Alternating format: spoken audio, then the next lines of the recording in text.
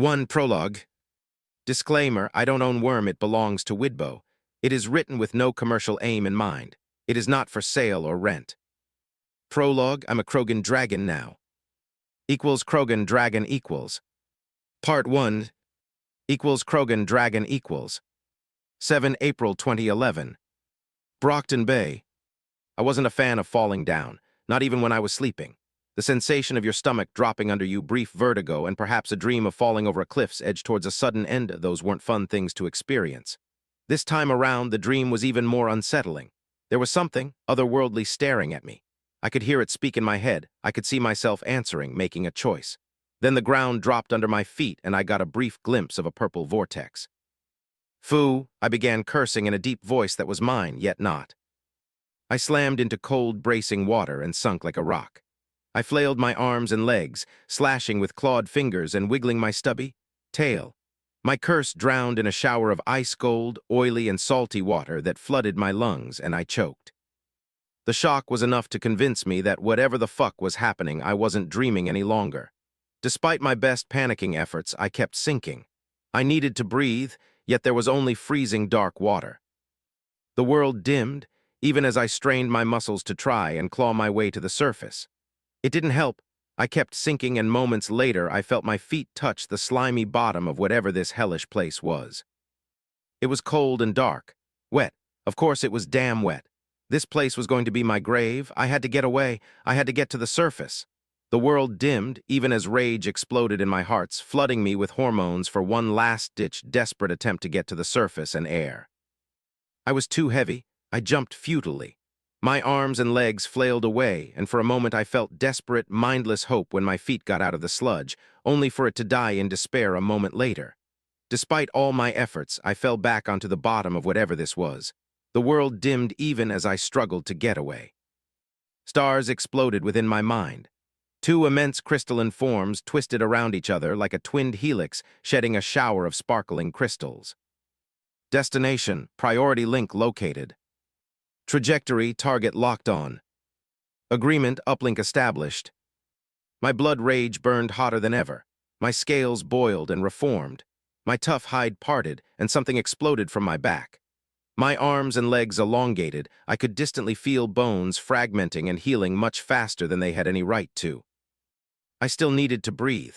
That desperate need drove me, and I acted on instinct.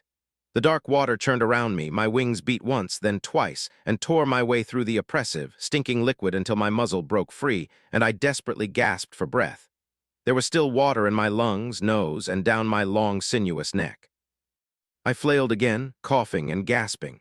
And just like that, I lost what little instinctive control I had on my odd shape and fell back into the sea. Panic hit me like a sledgehammer, ensuring that I couldn't think properly. I needed to get away. I had to get to safety. Something shifted in my mind, pinging through my awareness. There was a mental switch practically begging to be pressed, and I hit it with all the desperation of a drowning man. My scales itched, my ears hurt from an irritating buzzing sound, and then a sharp crack deafened me. Blinding light robbed me from my sight. I was somewhere else.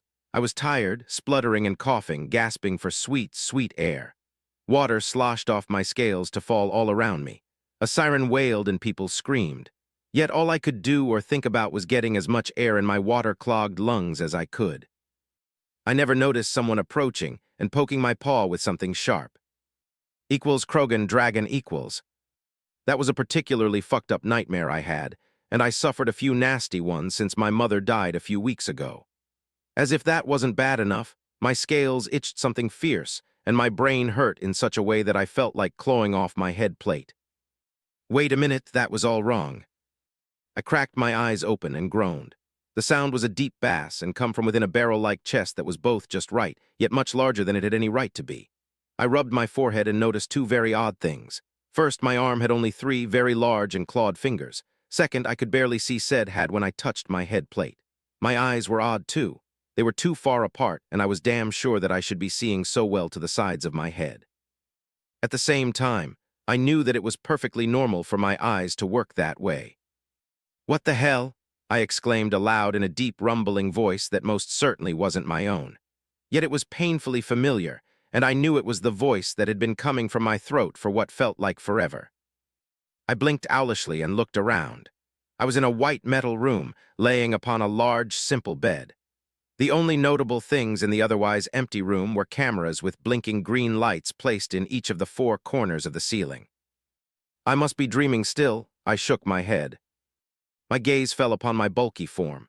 It was a familiar one, and not just because it was mine, yet not. I've played enough Mass Effect to recognize a Krogan even in my sleep after all. The three-fingered arms and legs, the head plate, the huge teeth I could feel with my very large tongue, the hump behind my head. I raised a hand and gently dragged my clawed fingers over the tough, scaly skin there. Yeah, there was a typical Krogan hump over there. This was already a better dream than that fucked-up nightmare of drowning. "You're awake," an excited human voice chirped from the ceiling, and I could hear one of the camera's servos quietly whirl as it turned to focus on me. "That's a really odd and lucid dream I'm having," I muttered. Being a Krogan, did I have biotics too, I wondered. Something shifted in my head, and I could feel something pulsing happily, almost begging to be used. I had to just think about what I wanted to happen, and a pitch-black singularity formed in my hand. Yet it didn't suck anything, not even the air. "Please do not use your powers for the time being. It makes the PRT and Protectorate very nervous given the circumstances," the voice implored. I dismissed the decidedly not biotic effect with thought and looked at the camera. I've been reading too much Worm lately in an attempt to get my head out of the real world. It explained why I was dreaming about it, right? Because of PRT and the Protectorate? Yeah. Still, this was an incredibly realistic dream, too realistic. I sniffed, smelling all kinds of disinfectants, a hint of sweat, my familiar Krogan scent, and that of at least two unfamiliar people. I frowned at that. I didn't recall smelling things while dreaming before. "I'm pretty sure you're not dreaming right now. Hi, I'm Dragon," the voice introduced itself. I chuckled at that. It made sense. Dragon was one of my favorite characters in Worm, and if this wasn't a nightmare, then it made sense that I might dream about her. "Right. A really odd dream indeed," I told myself. A bit too real for comfort, and I didn't want to think about what that might imply. I'm not sure why I did it. My right arm moved, and two of my talons strongly pinched the hide of my left arm, almost piercing the tough skin. It hurt less than it should have, yet it hurt. And I didn't get awake to find myself in my bed, back at my parents' house. Without thinking, I formed a fist and slammed it into the wall the bed was attached to. A dull clang echoed. The metal wall dented, even though I didn't put anything like my full strength behind the punch, and at the same time I could feel something pop around me. "I'll appreciate it if you do not damage the detention cell. People tend to frown at that." The voice, no Dragon, added in a warier tone. At the same time, I could sense some kind of a barrier reform around me, before vanishing from my awareness. "I'm very far away from home, aren't I?" I grumbled to myself. "That might very well be the case, sir. Would you do us the courtesy of introducing yourself?" "A name, huh?" I chuckled. After a few moments of thinking about my new form, my eyes widened when a flood of memories flowed through my mind, making my head throb. "You can call me Wrex, Miss Dragon, not Wrex." The name felt right. My clawed fingers went to my face and gently traced the scar from an armored gauntlet marring my headplate. It was one thing to know Wrex's story from the games. It was another seeing some of his adventures with Shepard. It was something entirely different having those memories stuck into your head, feeling as if they were your own. This was feeling less and less like a dream with every passing moment. What the hell happened to me? "We would like to know that very much as well," Dragon pipped in. Damn, did I say that aloud? Equals Krogan Dragon equals. Part 2 equals Krogan Dragon equals. 7 April 2011. The Rig. Protectorate HQ. Brockton Bay. "Yes, you did," Dragon answered in a voice ringing with a hint of amusement. "The last thing I recall before falling in the water and nearly drowning was being a part of the Alliance counterattack on the Reaper positions in London." The words fell off my lips before I could even think about them. "Considering that I'm alive, and we're having an amiable conversation, I guess we won? Did Shepard make it? How many of my Krogan survived the assault?" Even as I asked those questions, I felt I wouldn't be getting any answers. In fact, those questions were going to complicate my situation even further. I was certain of that much at least.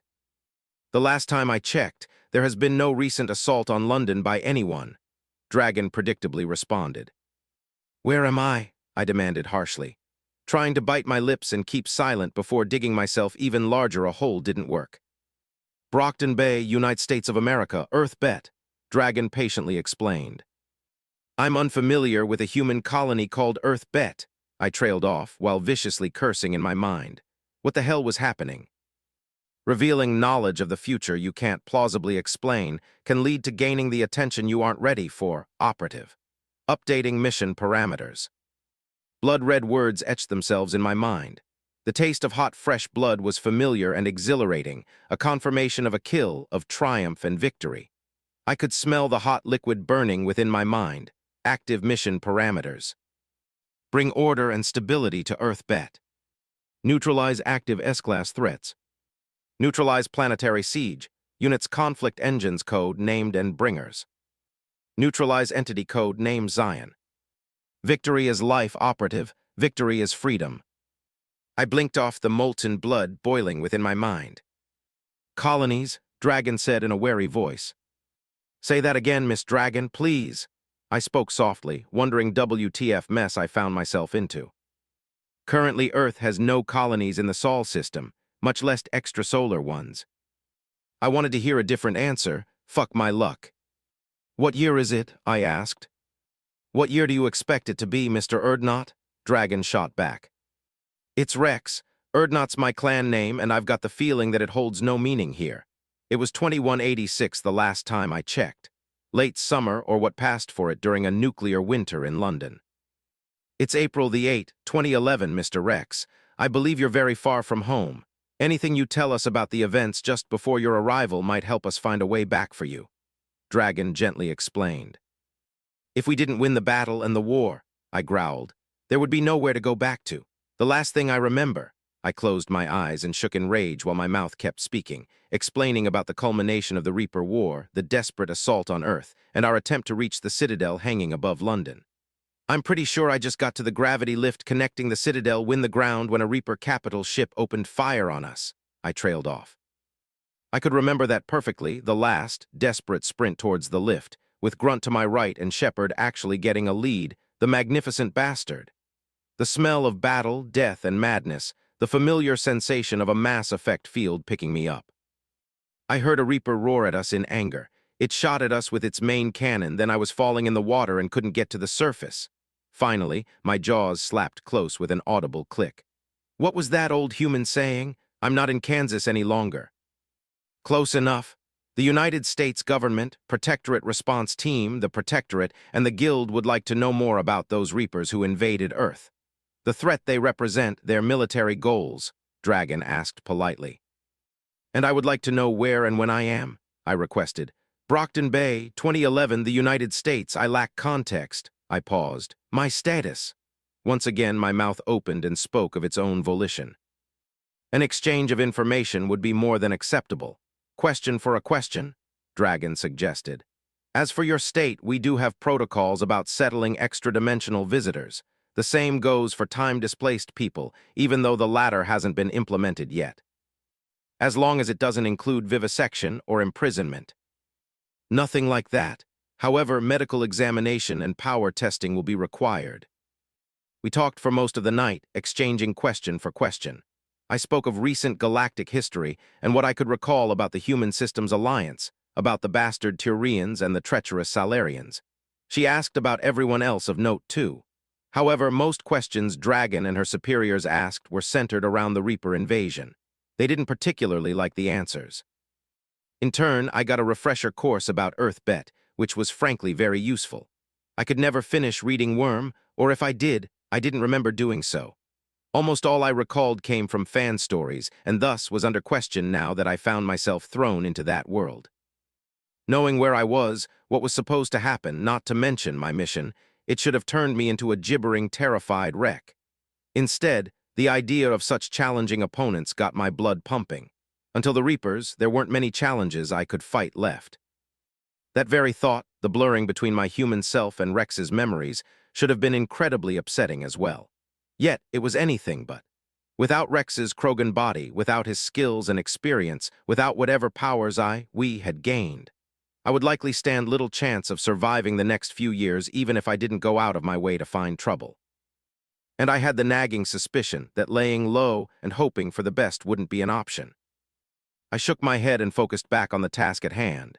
In exchange for my tales, I got the basics of Earth Bet and how it diverged from the Earths I knew explained to me. Sion's appearance heralding an age of powers, heroes, and villains.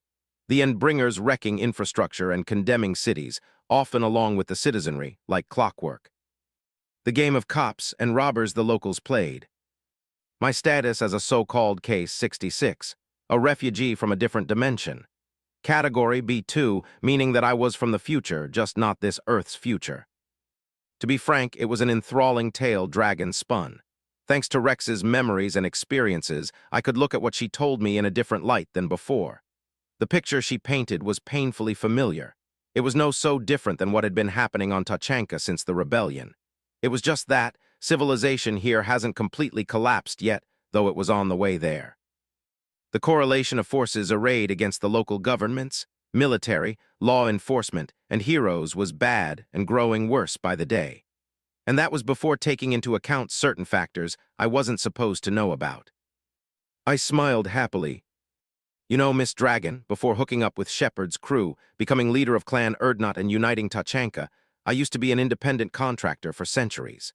The large, simple bed groaned under my bulk as I shifted forward and looked straight at the camera across the room. Do the local governments hire independent contractors to solve their criminal issues in this day and age? If not, are there any outstanding bounties in the vicinity of this Brockton Bay I find myself in? It's often frowned upon, though it happens occasionally, Dragon allowed after a long pause. A number of the local villains do have outstanding arrest warrants and bounties. I see, I chuckled. Equals Krogan Dragon equals. PRT HQ Brockton Bay. From half across the city, Director Piggott watched the interview conducted by Dragon. Due to various international agreements, she was one of the more or less neutral parties everyone agreed could safely make the first contact with visitors like their reptilian guest.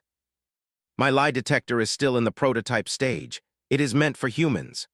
Armsmaster spoke in a clipped tone when the director glanced at his image displayed on one of the monitors in the conference room. He was at the rig, along with half of the Protectorate under her authority. The results I'm getting are inconclusive. We can't see him, a concealed figure muttered. She was a powerful thinker working for Watchdog, one of the thinker divisions under the aegis of the Protectorate. I mean, he is right there, however, our powers simply slide off from him. The thinker twitched. Thank you for your assistance, Oracle. Chief Director Costa Brown nodded at the concealed parahuman. Director, always a pleasure. The thinker muttered and cut the connection from her side. Well, we'll need a confirmation. Medical scans, perhaps a visit by Panacea if she agrees and we deem it safe enough. Director Armstrong spoke with barely restrained glee. However, if all our guest said is true, then aliens certainly exist in at least one parallel dimension. They might exist in ours too. A lot of them too.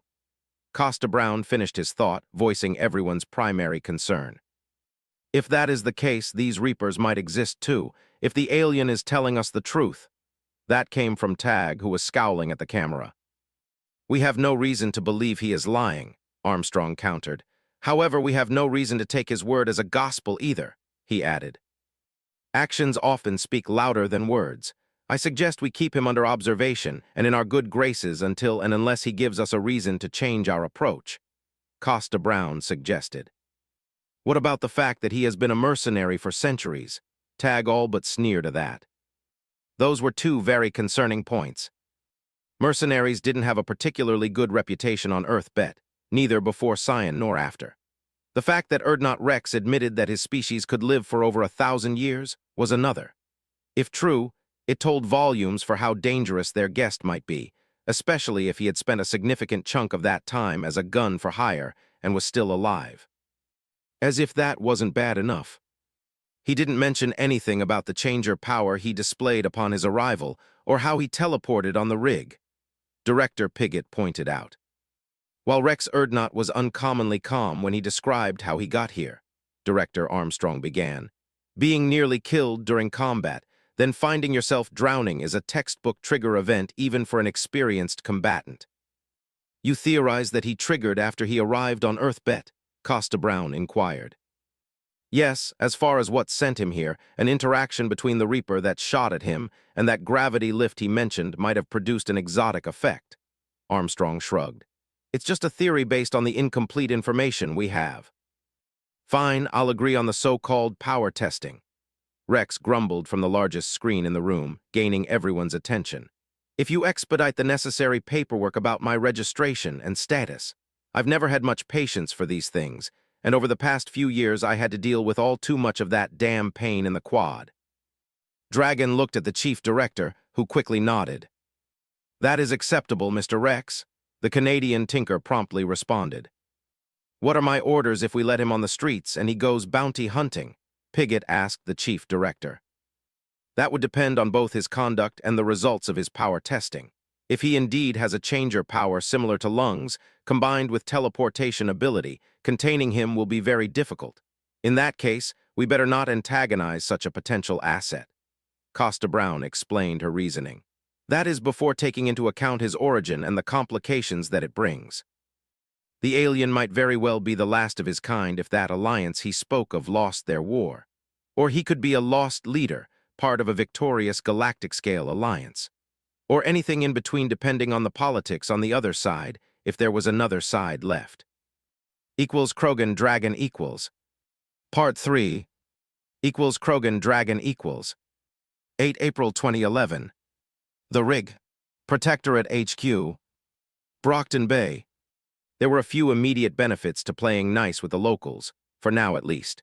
First, I could get out of the tent-like hospital scrubs and into some fitting clothes quickly designed for a Krogan, courtesy to one of Armsmaster's fabricators. Second, as long as I wasn't an outright villain, given my status, I would be getting a few $1,000s a month as a stipend. Third, and that was the actual double-edged sword, came the power testing.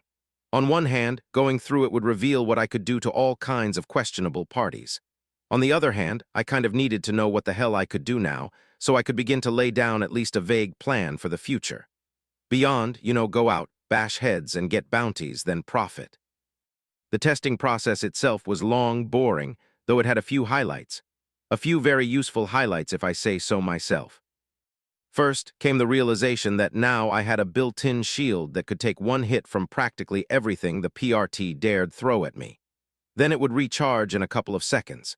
It could even stop a constant attack for a while, however, then it took even longer to recharge itself. We figured that after one of the local heroes, a kid really used a modified stun pistol on me. My shield eventually failed under a sustained energy beam, which was amazing in itself. The fact that even a local kid tinker could build something like that, I mean. It was too bad that the tech couldn't be mass-produced and fielded. When the beam hit me, the sensation was quite unpleasant, however. I failed to go down to the boy's chagrin. What little I could see of his expression was quite amusing. Ah, the benefits of a redundant nervous system. The kid in colorful armor, all but screaming, "Shoot me," kept looking from me to his odd-shaped pistol. He was muttering to himself until his eyes brightened, and he ran away from the testing area. Jenkins, keep an eye on Kidwin and make sure he doesn't disassemble something important. One of the scientists overseeing my testing shouted, and an armored trooper jogged after the boy. I could also lift 14 metric tons now without biotics. That particular simple test, which involved a huge hydraulic press, by the way, put a wide grin on my face that refused to go away. Now I would be the best Krogan at headbutting people and bashing their heads in. I think I should be disturbed by the influence Wrex's memories and physiology had on me. Instead, the thought of what I could do now kept me grinning throughout the rest of the dull testing process. Now, strictly speaking, the most interesting part, and useful too, were my other powers. First came the aptly called Changer 1. I watched a recording of honest-to-God Dragon with my coloration, even scars on the muzzle, teleport to the rig. Then Armsmaster jabbing at me with tranquilizers.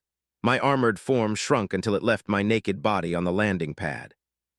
No matter what we tried, we couldn't get me to change. The best theory the local scientists had was that triggering the transformation would require a significant amount of distress.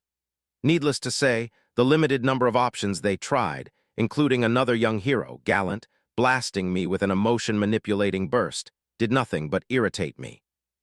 On a side note, The blast of fear merely tingled, making me aware that the kid tried something. However, I didn't feel anything else. We wasted 6 hours trying to get me to change, and by the end of it, I was ready to start headbutting people. The most interesting and concerning part was the last bit of my powers we figured out. How the geese, or whatever was stuck in my head, knew about it, and how people would react to it, was a question I was very interested in knowing. I was obviously very concerned about it, too. To put a long story short, we figured out that I had 3 slots for powers that I can change.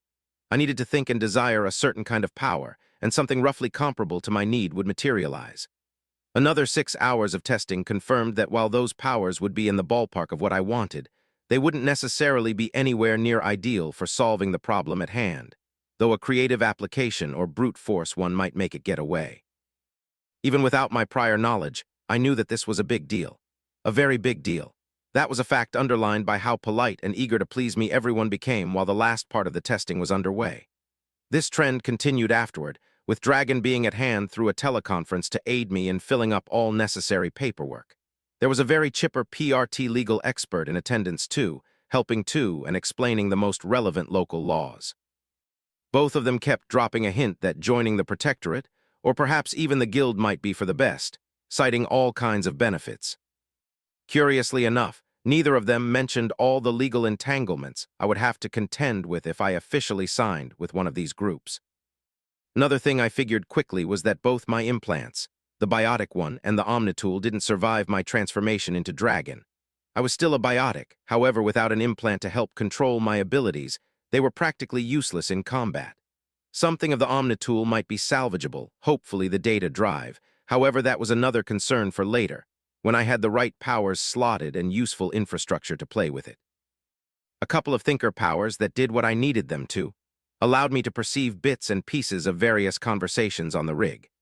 They also all but told me that my displayed powers by themselves would ensure that the local law enforcement and the government would use velvet gloves when I was concerned. It was to be expected. There were more and more whispers that the large alien was the second coming of Eidolon. Whoever or whatever put me here with a mission engraved into my brain at least gave me the tools that might allow me to complete it. I kept reading through and signing forms, while occasionally thoughtfully humming to either Dragon's words or the lawyer's suggestion. In the meantime, my mind was primarily busy planning mayhem. Krogan Dragon equals. Late that night, after finally filling up all the relevant paperwork and a visit to the cafeteria to fill up my stomach, I found myself meeting the local PRT director, Emily Piggott. As soon as I entered her office, it became painfully obvious that she wasn't a happy camper. I'm sure it had something to do with my refusal to become a Protectorate member, even if my associate status should have been a consolation prize. We weren't alone. Armsmaster stood at parade rest near the director's desk, and a stern, middle-aged woman observed me from a flat screen mounted to the ceiling. "Mr. Wrex, you present me in particular with a problem," Piggott began, wasting no time with idle chat. "I'm a Krogan, it's part of the package." I smiled at them, while my mind was busy thinking over the implications of this meeting. "Did you decide to hire my services? As I said, I've spent a long time working as an independent contractor. I can even give you a one-time discount for the first job." I did my best snake oil salesman impression. The director glared at me like an angry Varan. There is a very fragile balance present here in Brockton Bay. To be frank, we're outnumbered and outgunned. Any disruption of the status quo could lead to an outright gang war that can lay waste to the city, Piggott grudgingly admitted. "For all your displayed power, Mr. Wrex, you represent a destabilizing element, one that can plunge this city over the edge. You make this sound like Omega, or if I'm charitable, some of the worse-off place on alum." It was my turn to frown. "Why haven't you cleaned up the local gangsters and warlords? And who is she?" I jabbed a clawed finger at the screen. "I'm Chief Director Costa Brown, Mr. Erdnot Wrex. Our opinion is that you joining either the Protectorate or the Guild would be for the best, for everyone involved. We're ready to negotiate and offer you options that aren't available to most heroes in our ranks." "Best for you, you mean?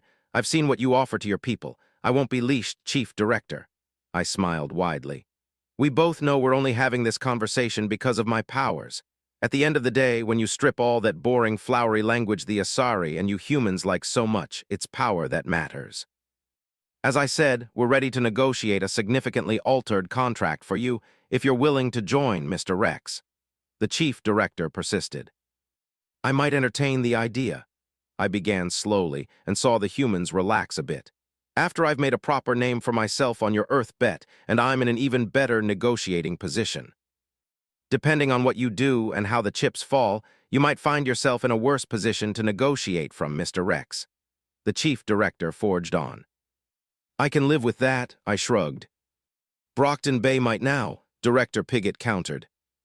Then deal with the local gangs. Hell, I might do it for you if the reward is good enough. I've seen the results of your power testing, Wrex. Armsmaster bit off, obviously feeling uneasy. You're undoubtedly powerful. You also have vast experience in warfare.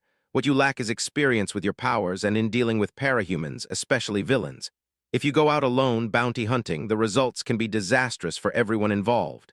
We're offering training, backup, intelligence, and material support. And you're also going to tie up my hands. That won't necessarily be the case, as I've already said, the chief director added. I'll keep your offer under advisement. My understanding of the situation is that I'm not a prisoner here, am I? No, Mr. Wrex, you're not. However, considering your appearance, it might be for the best that we present you officially in a press conference before you decide to go outside the rig. Director Piggott tried. So you could keep pestering me to join or place even more contingencies in place to take me out if you feel like it, I chuckled. I think I want to stretch my legs and see this Brockton Bay of yours. Equals Krogan Dragon equals. Part 4. Equals Krogan Dragon equals. 10 April 2011. The Rig. Protectorate HQ. Brockton Bay. The locals did have one good reason to keep me around for one more night. I was yet to meet the famous local healer Panacea, who would be confirming that I wasn't a carrier of anything nasty enough that might depopulate the continent, or at least the city. It wasn't all bad. I got free food and bed out of the deal, along with a calm night to plan now that I was more or less aware of what I was capable of. It was shortly after midnight that I retired to a brute-rated large bed. It was almost comfortable, so I laid down, closed my eyes, and fished for thinker powers. I spent hours playing with them and plotting. In the process, I utilized a combination of my imperfect knowledge of Earth bet, a few precognition powers I tested, which were far from ideal. To round it all, several not particularly cooperative other thinker powers helped too. I had a rough idea of what would be happening over the next few days. One Taylor Hebert would be going out like a cape for the first time either tonight or tomorrow evening, run into Lung and the Undersiders. Then things would go downhill for Hebert, and arguably everyone involved. My impression of the original timeline was that only a very unlikely string of events led to Taylor eventually playing a critical role in defeating Zion. It was even less probable that she would succeed a second time with butterflies all around. My very presence would be causing butterflies. At best, I might count on the major events of the next few days playing as they should have, or perhaps not. If Coyle assigned his pet thinker on my case, the Undersiders might not rile up Lung, and Taylor might have an uneventful first night out as a hero. I couldn't count on that, of course. If I was wrong, she might get herself killed, and thus a potentially high-value asset would be wasted. One Dinah Alcott should have triggered already. Having access to someone friendly with her power would be very useful when planning for the future. Like when it gets time to kill off the Slaughterhouse Nine, especially Jack Slash, before he could hasten up the apocalypse. I already knew my long-term mission objectives. I was pretty sure it was some kind of a geese burned into my mind. It ensured I would be pursuing them. The damn thing was insidious. I wasn't even sure how much it was pushing me to neutralize my targets, and how much taking them out was common sense if you had the power to pull it off. Worst of all, I found I didn't care. I was stuck in this world for the foreseeable future, perhaps decades and centuries if I didn't get killed first. Stabilizing it was in my interest, right? I shifted to my side, finding the no-good way to be really comfortable on my back courtesy to my tail. In the long run, I could do with a custom-made bed. A reinforced one at that, but that was for later. Immediate concerns first, make sure Taylor Hebert survives the next few days. Keep Dinah Alcott safe and on friendly terms. Get bounties so I could use them to get my hands on resources. Then utilize those resources in conjunction with Tinker and Thinker powers. Get a hold of some decent equipment. Of course, first I would need to get myself some basic gear, whatever I could acquire until nightfall. Then I would be hunting a dragon. Speaking about dragons, I would need to deal with the dragon slayers sooner rather than later. Then I could have a frank discussion with Dragon about her nature, not to mention gain salvage, a potential ally, and remove a chaotic element from the board. Speaking about chaos, Coil had to go, sooner than later too. Equals Krogan Dragon equals. Early in the morning, after grabbing a shower and quick breakfast, I finally met the healer. The examination was slated to happen in a small conference room complete with a few fully kitted out PRT agents just in case. Panacea was a mousy little thing, reminding me a bit of Talai back when she was just starting her pilgrimage. Next to her floated who had to be her sister, Glory Girl. Victoria Dallin was something else all right. She was perhaps the most beautiful blonde woman I've seen in my life, yet all I could do was idly appreciate it from an aesthetic perspective. That was a can of worms I wasn't ready to poke with a 10-foot pole. Besides, I was going to be quite busy over the coming days and weeks. How much being stuck in a Krogan body affected my libido and what I now found attractive was an issue for later. Much later. "One of you must be Panacea," I stated with what I hoped was a disarming grin. "Damn, you're large," Glory Girl exclaimed and peered curiously at me. She could more or less look me in the eyes only because she floated nonchalantly. "Humans are small, not my fault," I shrugged. I carefully didn't mention that anyone but Elker and Thresher Maws was kind of small compared to a proper Krogan. "Let's get this done with," Panacea grumbled. "It's an alien, Ames. Show some excitement," Glory Girl chided her sister. She bobbed up and down in the air, peering curiously at me. "Alien my ass. Do I have permission to examine you?" Panacea gave me a long-suffered look and offered her hand. Someone was very grumpy today, or just not a morning person. "You have." I grabbed her outstretched hand and watched in amusement how her eyes widened. I could feel her power poke and prod at me gleefully as it examined me, thanks to a biotinker power of my own. I wasn't trusting enough to let someone like Panacea examine me without a countermeasure in place. "What the hell are you?" The little human bounced on her feet, however, she didn't let go. In fact, she did her best to clamp on my hand, which was kind of cute. She was like a baby Varan with a bone. "Ames," Glory Girl asked with a frown. "I've never seen something like that before. There are so many redundant organs, and a second nervous system." "Glory Girl, is your sister drooling?" It was my turn to be wary. Victoria Dallin looked more closely at her little sister and grimaced. "Ames, knock it off. That's practically brute-like toughness and regeneration. How old are you?" Panacea demanded. "Around 1400 years, give or take a few. I was born in the last years of the rebellions, and it was a mess." "What, are you immortal or something?" Glory Girl demanded while Panacea began bouncing, only held in a place of the death grip she had on my arm. "We Krogan don't die of old age," I grinned happily. "If I played my cards right, I might get to live centuries or more. Or I might die along with everyone else in a few short years, which was a sobering thought." "That's not fair," Glory Girl grumbled. "We're awesome like that." I pointed a clawed thumb at my chest and preened. While we were chatting, and Panacea kept showing an unhealthy amount of interest in my innards, Director Piggott arrived accompanied by Armsmaster. "Panacea, you've started already. Good. Is our guest safe to mingle with the general population?" Amy Dallin shook her head in a futile attempt to clear her thought, while her power kept doing its best to ogle me. I carefully pried her death grip off, and her sister shook Panacea out of her daze. "He's safe enough for a brute with regeneration," Panacea eventually said, though she kept staring at me with hungry eyes, doing a good impression of a vivisection-happy Salarian. I was really glad that I had a biotinker power ready just in case. "No alien disease that can wipe out the life on Earth," the director demanded. "No, there's nothing like that. However, there are so many interesting things. His DNA is like nothing I've seen, and his organs and nervous system," Panacea started babbling and drooling. I took a step back, just in case, you know. The director looked between me and the healer. She let a long-suffered sigh. "Mr. Wrex, you're free to go if you so desire. However, I can't stress this enough. Becoming part of the Protectorate would be for the best. Going out, acting as a bounty hunter, can either get you killed, start a war this city might not survive, or both." "I'll step lightly, Director." I wasn't really lying. Starting a war here and now wasn't my intention, even though it might come to it.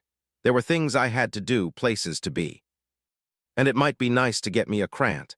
Perhaps Hebert might be amiable to be an effective independent hero. Equals Krogan Dragon equals. If you want to support my writing or discuss this story, see the following links. Pat Rayon, Delketter's Writing Corner. The Space Battles Forums. This is where most discussion over my stories takes place. The Sufficient Velocity Forums. The Alternative History Forums. 2 Chapter 1 Parts.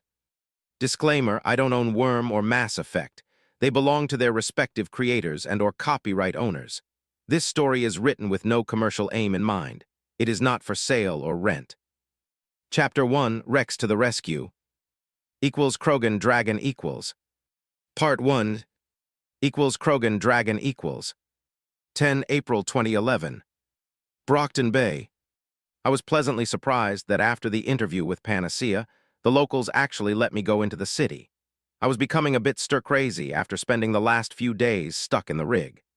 I wasn't entirely sure if it was just because of my new Krogan features disagreeing with being stuck within what was for all intents and purposes a gilded cage.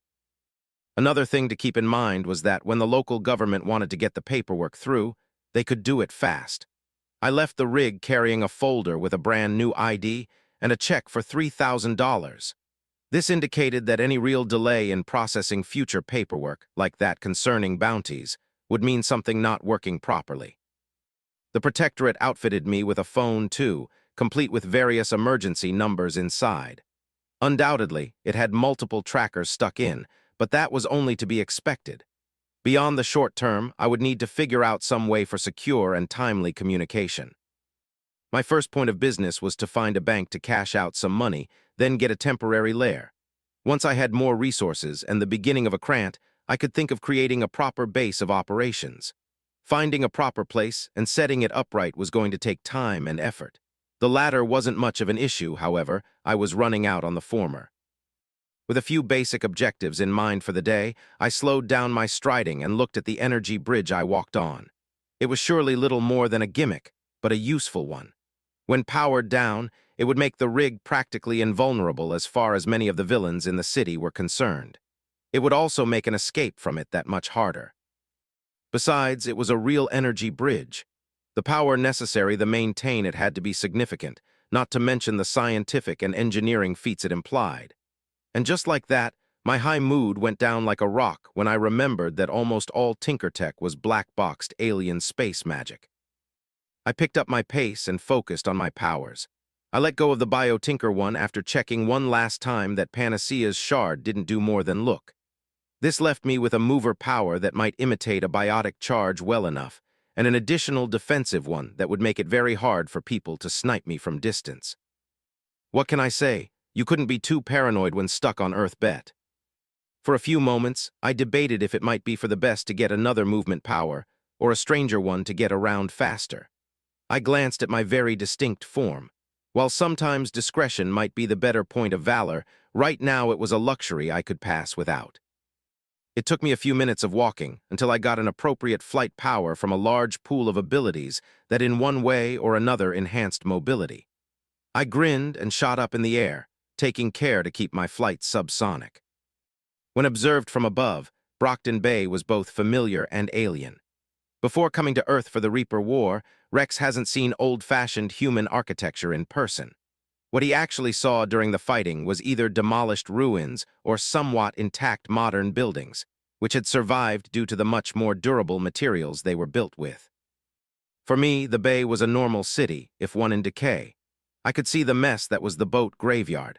All the rusting hulks reminded me of parts of Tachanka and a few worlds with sections that were dedicated ship graveyards. The docks were a little better, with large portions showing clear signs of neglect and decay. In contrast, there was a sparkling clean shopping district bordering the docks and overlooking the sea. The boardwalk, I think it was called. I headed that way, deducting that there would be at least one bank office in the area. My arrival predictably got people pointing either excitedly or warily my way. I should have been taken aback by this, however. Wrex had become accustomed to such attention, and often much hostile one. He had faced it his whole life after all. My eyes scanned the area and I noticed a pair of costumed children slowly making their way towards my landing point.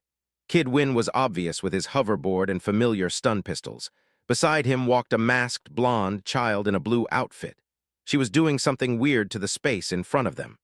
Ah, that must be Vista then. And there were already a lot of phones and cameras aimed my way, taking pictures.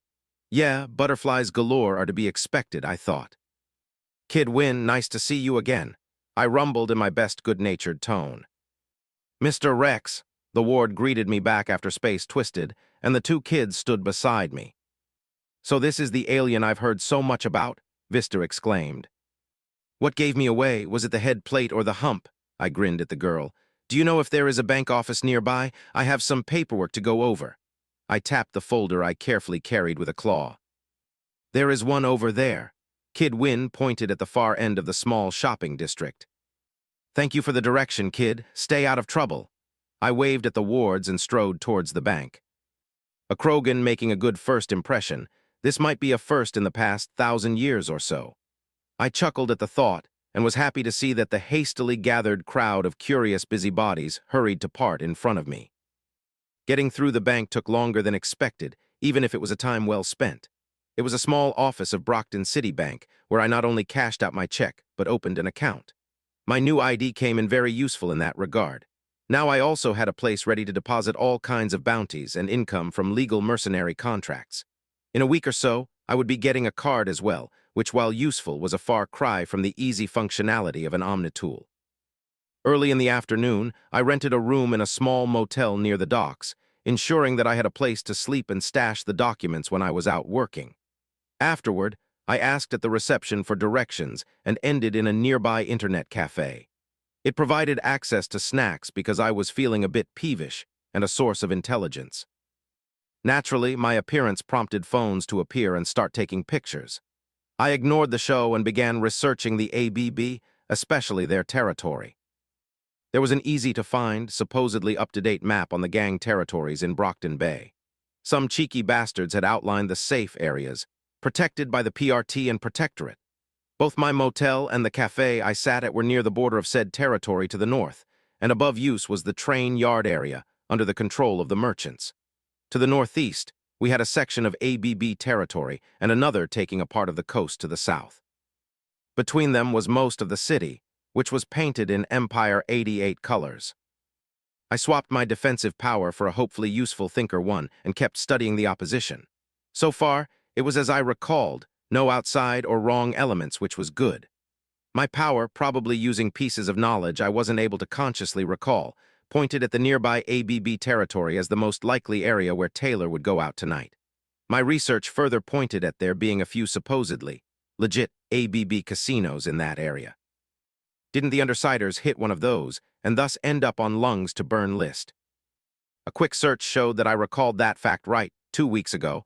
Someone hit the Ruby Dreams casino, which was in ABB territory. People speculated that even if it wasn't an ABB front, it paid them for protection, so such a hit would have led to a loss of face. It was another question if Lung cared about it. Digging up a bit revealed that as of a few days ago, there was open speculation that it had been a new minor villain gang who was responsible, the Undersiders. With people believing to know who did it, Lung would likely feel compelled to make an example, and thus Taylor running into him. It was nice to have confirmation.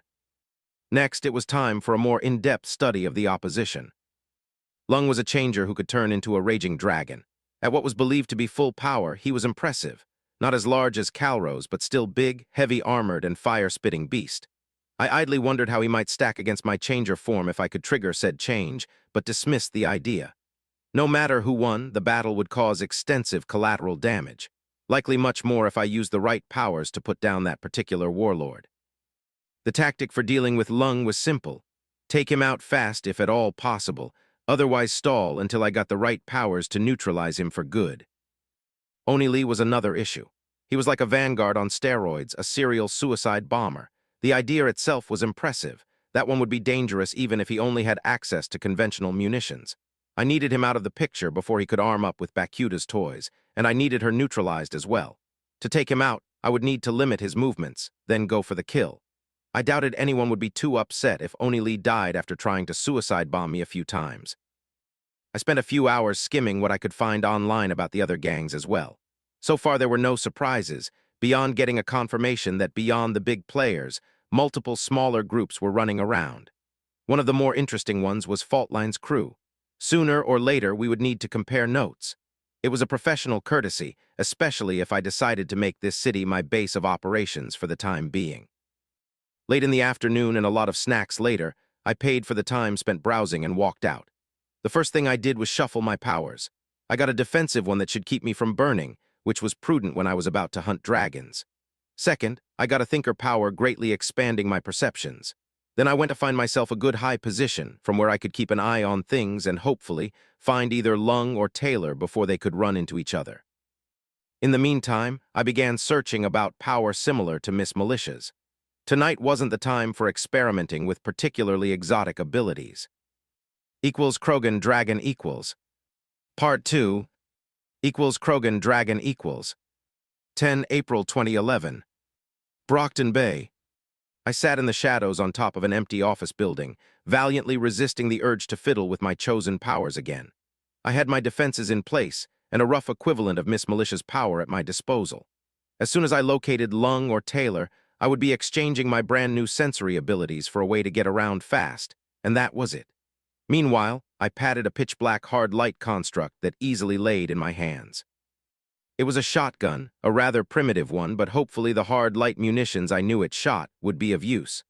A thought shifted it into an assault rifle, then sniper, and we were back to a good old-fashioned shotgun. Sometimes the classics were the best. Not too far away, I could perceive another robbery taking place. It was the sixth one in the area since the sun went down. There were more than a few assaults. I also heard what sounded like a quick and localized engagement between the local gangsters at the edge of what was supposed to be merchant territory. The night was just beginning.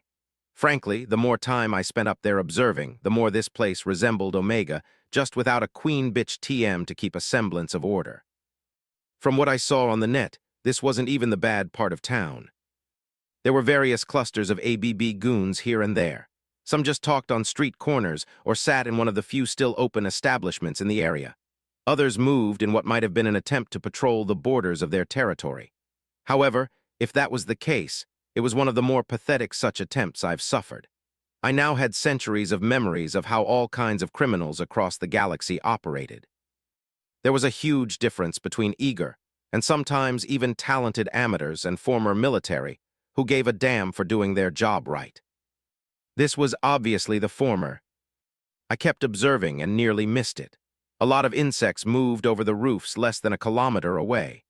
Without the thinker power greatly enhancing my senses, I wouldn't have been able to notice them in the twilight, much less hear them over the city's noise. I made a note of the direction the swarm was heading and let go of my thinker power, swapping it with flight. It wasn't particularly fast or easy to control. It made me feel like a sack of meat tumbling through the air. At least it got the job done. I soon landed on an empty rooftop near the swarm. From this close, I could get glimpses of dark chitin moving as a demented carpet over the rooftops. I let go of the unpleasant flight power and went looking for a more combat-friendly mover one. At the same time, I followed the swarm at what I hoped to be a safe distance. Less than a minute in the stalker game, the swarm ceased its forward progress and I froze. Did Taylor notice me, or did she run into Lung's goons? I thought about making contact as soon as I located her. However, doing so might avoid meeting the self-proclaimed dragon. That simply wouldn't do. He was on my list.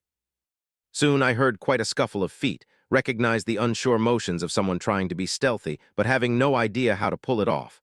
That had to be Taylor. I crept forward, keeping to the shadow. Instead of trying to find a useful mover power, I decided discretion might serve me better for now. That's why I grasped for something that would keep me hidden from all the bugs. I could keep myself out of sight of the humans easily. Those weren't highly trained soldiers, with modern equipment after all. Something that felt right slotted in, and I felt chill fall over me. At the same time, I saw a small dark shape climb on top of a nearby two-story building. That had to be Taylor. She crept forward until she was near the edge of the far side of the roof and froze. I was pretty sure she was straining to hear something in the street below. I had the nagging suspicion that I was out of time, so I got myself in gear and headed forward. By the time I could get to the building Taylor was on, it was covered by a swarm of all kinds of creepy crawlers. It was a great thing we weren't on Tachanka, or some of the worlds I knew with particularly nasty insects. I sneaked to the roof in a very careful and quiet fashion, and it was indeed too late. I was just in time to see the swarm over the edge and fall down in a cloud of buzzing, biting, and stinging horror. Whoever was below didn't like it one bit, if the screams were anything to go by. I could smell and hear the fire before it grew bright enough to notice. There was a distinct smell of burning insects. I should know I had to burn down hives a few times using a flamethrower, and I could also hear a very distinct cracking that I associated with chitin exoskeletons shattering under the heat. Taylor didn't really move, though her thin form shook. I didn't know if it was due to adrenaline, exhilaration at landing a successful sneak attack, or fear. Perhaps all of the above. One thing was certain: she wasn't about to cut and run. Every last bit of the swarm that she hadn't unleashed yet went into the fray. That was something I could approve of in theory. When you execute an ambush, there is no time for second thoughts or holding back. You hit as fast and hard as you can. Only then, depending on the situation, you either press the attack or cut your losses and beat a hasty retreat. Unfortunately, this was really a situation when you could make a good case for landing a solid strike and running in the immediate chaos. Lung proved his presence, and that fact when he exploded like a low-powered incendiary device, which lit up the street below. He let out an angry roar. The painfully familiar human screams from someone on fire told me all that I needed to know. The gang leader lit up at least one of his own goons. Now, granted, I've done the same a few times to supposed allies when the situation was grave enough. However, that one was supposed to be one of Lung's henchmen, I guessed. A part of his crant. You don't light up your crant on fire. My eyes narrowed at the reflections of dancing flames that lit up the night. Another explosion followed, and the screaming ceased. Lung roared a challenge that almost sounded human, but not quite. My lips stretched into a vicious smile, and I had to fight an ancient instinct to respond in kind. More bugs flew past me and descended upon the burning street. Whatever Taylor did now prompted an angry below and a third fiery explosion. The flames on the street grew brighter, and I could hear the wet sound of tearing flesh. There was nothing in the galaxy that sounded quite like that. What did this girl do to Lung now? I stared at Taylor in speculation. She finally decided it was time to get out, which was frankly a bit too late. Taylor carefully lifted herself, then took a step back. It was painfully obvious that she was unaware or forgot that there was a lot of gravel over most of the roof. The crunch was quiet, and I doubted that a regular human on the street below could hear it among the flames. Lung wasn't a regular human.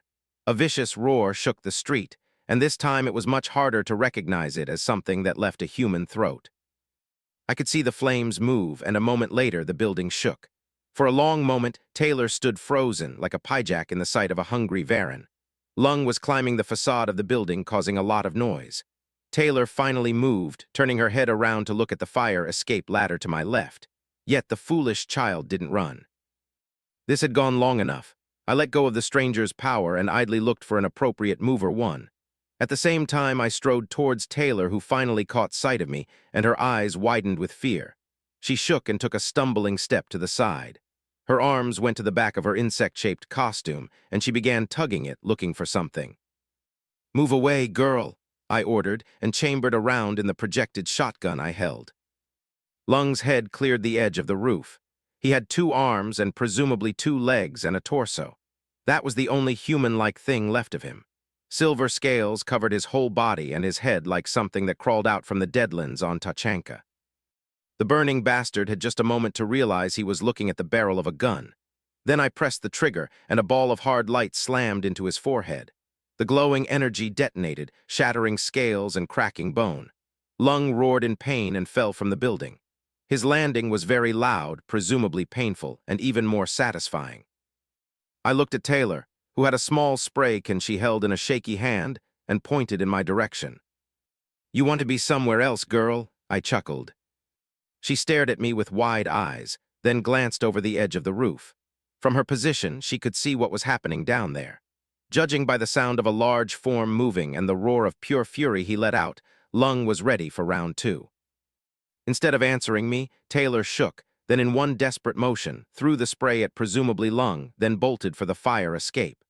Before the small tube could get out of sight, a spade-like reptilian head emerged from below and reflexively snapped its jaws around it. Said head was on fire and had a vague resemblance to a dragon. It also showed no trace of injury. I grasped Taylor's shoulder, stopping her flight, and pulled out my PRT-issued phone. "Girl, you've got spunk, I like it." I grinned at Taylor's and shoved the phone in her hands. "Get out of here and call the PRT," I shouted at the girl and shoved her in the direction of the fire escape. Lung's front legs clamped around the rooftop's edge again, cracking and igniting it. He narrowed his furious eyes at me and roared. A hard light grenade launcher formed into hands, and I sent a grenade down his throat. I laughed at his stunned expression, feeling the familiar tingling of the blood rage bubbling in my veins. Krogan Dragon equals. If you want to support my writing or discuss this story, see the following links. Pat Rayon, Delketter's Writing Corner. The Space Battles Forums. This is where most discussion over my stories takes place. The Sufficient Velocity Forums. The Alternative History Forums. 3 Chapter 1 Parts 3 and 4. Disclaimer, I don't own Worm or Mass Effect. They belong to their respective creators and or copyright owners. This story is written with no commercial aim in mind. It is not for sale or rent. Chapter 1, Wrex to the Rescue. Krogan Dragon equals. Part 3. Krogan Dragon equals. 10 April 2011. Brockton Bay. The grenade detonated in a bright flash of light, illuminating the dragon from the inside. Lung's long neck bulged and tore, liberally spraying the roof with liquid fire and steaming viscera. He let out a low whining sound and lost his grip on the roof. Lung's neck snapped back at a sharp angle, showing that while it had been almost completely severed, the spine itself still held, saving him from a proper decapitation. Anything mundane would have been dead from this wound. A parahuman like Lung, on the other hand, I wasn't about to take chances. I jogged through burning gravel until I got to the smoldering edge of the roof and looked at the inferno below. The bastard was still alive. Credit where credit's due, he was a tough one. I chuckled in appreciation at the sight. Lung was on fire, shaking, still growing and healing at a rapid pace. Such dedication to survival deserved a proper reward, so I let loose with the grenade launcher, aiming at his head. Bursts of light announced every explosion. While there was no shrapnel to increase the range by scything through everyone nearby, the hard light detonating somehow twisted and mangled everything in range. Lung was silent now, yet he kept healing and trying to grow. That wasn't good. I let the projected weapon dissipate and formed another one. This time, it was an anti-tank missile launcher. I wasn't familiar with that particular model, however. My chosen power was obliging enough to guide me. Lung twisted in the fire and healed just well enough to let out a quiet growl. I launched a missile at his mangled face. He tried to protect it with too many limbs. At least 2 weren't there before. The warhead detonated, cutting through a thin, scaled arm. The explosion slammed him into the ground and managed to extinguish some of the fires burning the alley. Without missing a beat, I sent a second missile at the wannabe dragon, then a third. He lost a second arm, then ate a missile to the face. That should have been it. Just in case, I launched 2 more missiles at Lung, which should have fried and liquefied what passed for his organs. I could see the warheads penetrate his dark scales and bite deep into the vulnerable flesh below. He was dead now, right? Lung's brutalized body barely twitched now. While it was still on fire, he wasn't growing any longer. A buzzing swarm descended above the burning alley, indicating that Taylor hadn't done the smart thing and ran like a hungry dragon was at her heels. I wasn't sure if it was commendable or merely foolish. Nevertheless, the kid had my attention now. With no more shooting and roaring, I could hear sirens in the distance. They were rapidly coming closer, too. Either Taylor had the presence of mind to call the PRT, or someone who lived around called it in. I wondered if it might be for the best to make sure that Lung was gone for good before the local law enforcement arrived.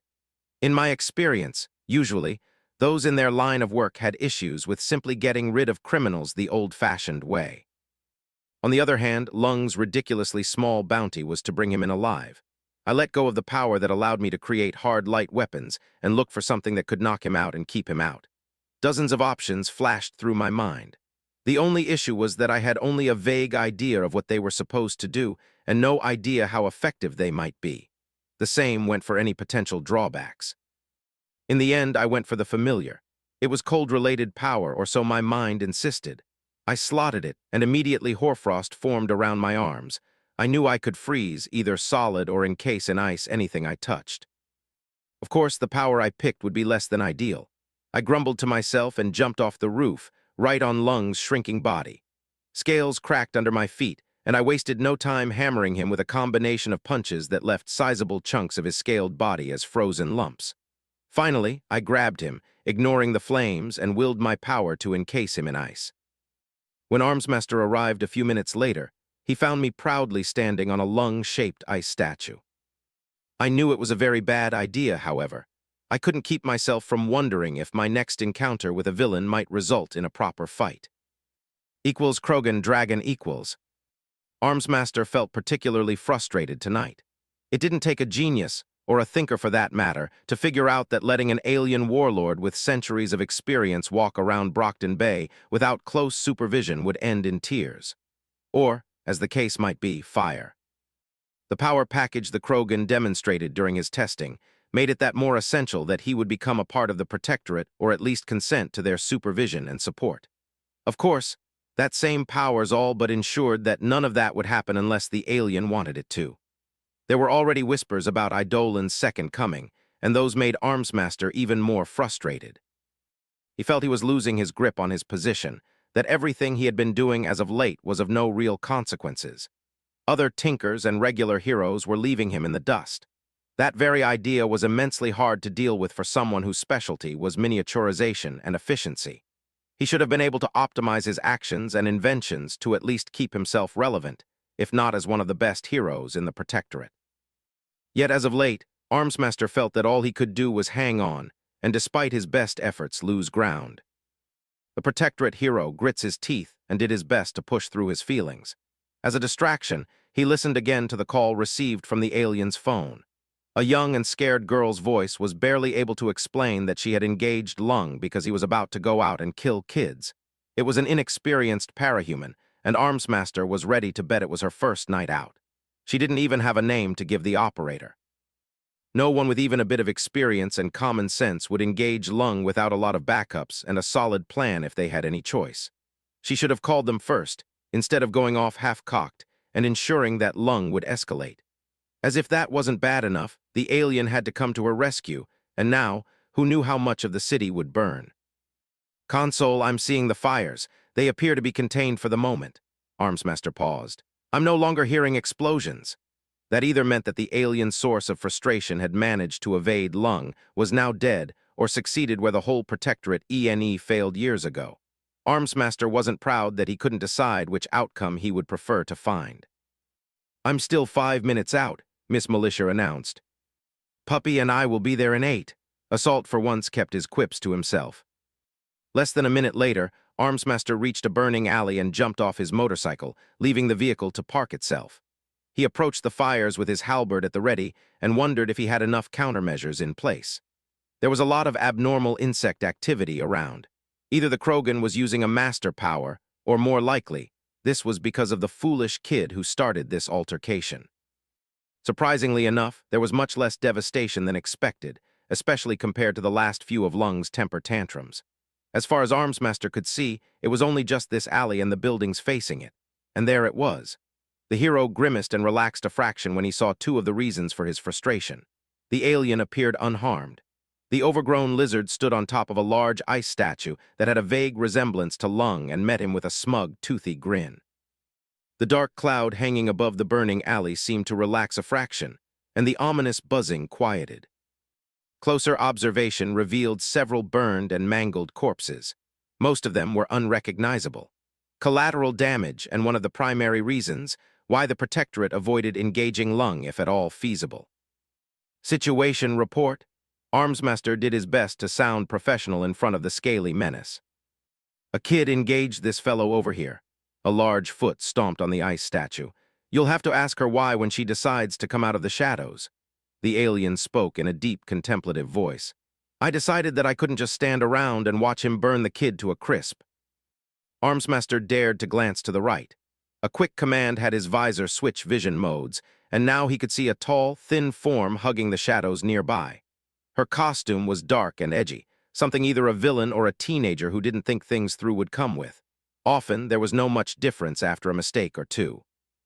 His first instinct was to call her out and see if she was a new hero, as she told the operator, or a villain in the making. Partly due to the alien's presence, and in part because of her declaration on record that she thought herself a hero, Armsmaster chose another track. "That's not a particularly heroic costume," he stated the obvious. "I know," the girl mumbled. "By the time I figured it out, I had been too far along to change it." She spoke quietly, staying slumped against a brick wall and still keeping to the shadows. "Can you tell me what happened?" Armsmaster pressed. "It was Lung," the kid continued in a dejected tone. "He told his minions that they were going to kill kids, told them to shoot on sight. I couldn't just walk away." She said that in a louder voice. Above them, the swarm buzzed louder in agitation. Armsmaster frowned at that. The girl was the master then. "Then, instead of calling the PRT, you decided to go after Lung." The hero pointed his halberd at the still-burning street. The girl stuttered. "I didn't have a phone." "I'll want mine back, thank you very much," the alien rumbled. "You've got quad, girly." He chuckled and jumped down from the statue. "Is he still alive?" Armsmaster glared at the Krogan. "He was when I froze him. This power shouldn't have killed him." The alien grinned wildly and waved his fingers, which were covered in hoarfrost. "The missiles and grenades should have, but he was a tough bastard. Almost as tough as a thresher maw. I haven't faced one on foot since my right, and that's ancient history," he boasted happily. If that thing was tougher than Lung, then Armsmaster hoped it didn't exist in their dimension. "I would require that you two stay for a proper debriefing. There's also the issue with the dead people." Armsmaster pointed at the bodies. The Krogan frowned at that. "That bastard lit up on fire his own Krant. It's not the done thing." "That's right," the girl mumbled. "When I attacked them with my insects, Lung eventually lit himself on fire, then exploded to burn them off. He didn't care that his own men were nearby." In the end, the girl was nearly shrieking. It was now Armsmaster's turn to frown. What they said sounded in character for Lung, and from what he could observe, the girl wasn't necessary for any state of mind to lie. "Start from the beginning and tell me everything you recall." He looked at the bug-controlling master. "Begin with your name." "I haven't decided on one," the girl mumbled after a few moments of awkward silence. "This was my first night out. I wasn't expecting to run into Lung." "As I said, you've got quad. Now you need some training and common sense, Queenie." "What did you call me?" The girl turned her head to look at the alien. "You're controlling insects like their queen. So Queenie, or perhaps Rachni Queen, what say you?"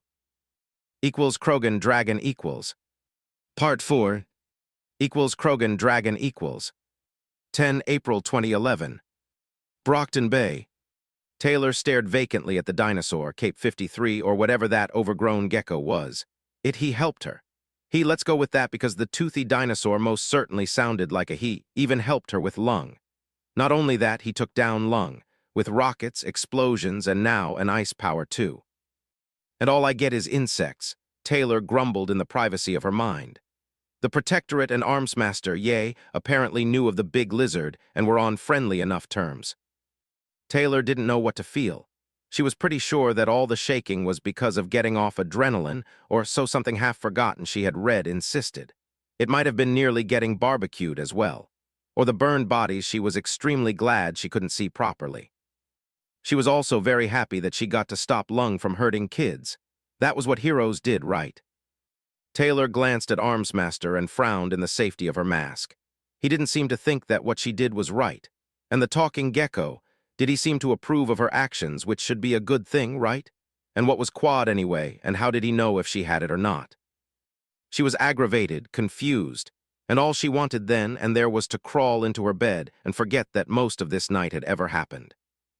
No, that wasn't really true, was it? Taylor was proud of what she did tonight, even if she indeed needed help at the end. "You mentioned something about a Rachni war to dragon?" Armsmaster's words brought Taylor out of her funk, and she began to pay proper attention to her situation. She was very glad for the distraction, though she wasn't going to admit it. Besides, she wanted to know what Rachni were, and why the gecko compared her to one. "They're complicated. Back in the day, they were the enemy of the Council. The Salarians uplifted my people to fight them, and," the large lizard glanced at Taylor, "messed it up. It took more than 1,000 years after the wars for someone to find and hatch another Rachni egg, a queen. Long story short, instead of killing her, Shepard actually talked to the huge bug. It turned out that her kind indoctrinated by the Reapers, which led to the Rachni Wars. That large grin, filled with too many large teeth, was back. They were very useful during the Reaper Wars, even if they freaked out almost everyone who had to work with them. Imagine a truck-sized bug with powers, a large brood of all stripes, heavy armor, the works. It took only one of them to build and control a huge army. Taylor listened to the explanation and was torn.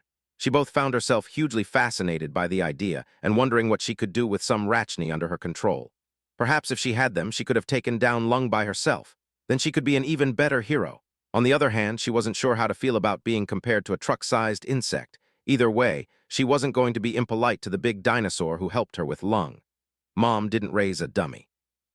I must say that if you get a biotinker power and recreate the Rachni on Earth, bet, the Protectorate and PRT will compel us to act. Armsmaster obviously didn't even want to entertain the idea of what Taylor could do with some of those Rachni. That was mean. Taylor caught herself before she could blurt out the sentiment, then frowned. How could you get yourself a biotinker power? If it was at all possible, she would like to make herself some Rachni. Wait, where did that come from? How could you get new powers in the first place? Was the gecko like Eidolon or something? If that was the case, it would be so cool. Funny enough, I told the same thing to Shepard when she decided to spare the Rachni Queen and get her into custody. I made her promise that if the situation went to hell, she would be the one leading the cleanup effort. That sounds prudent.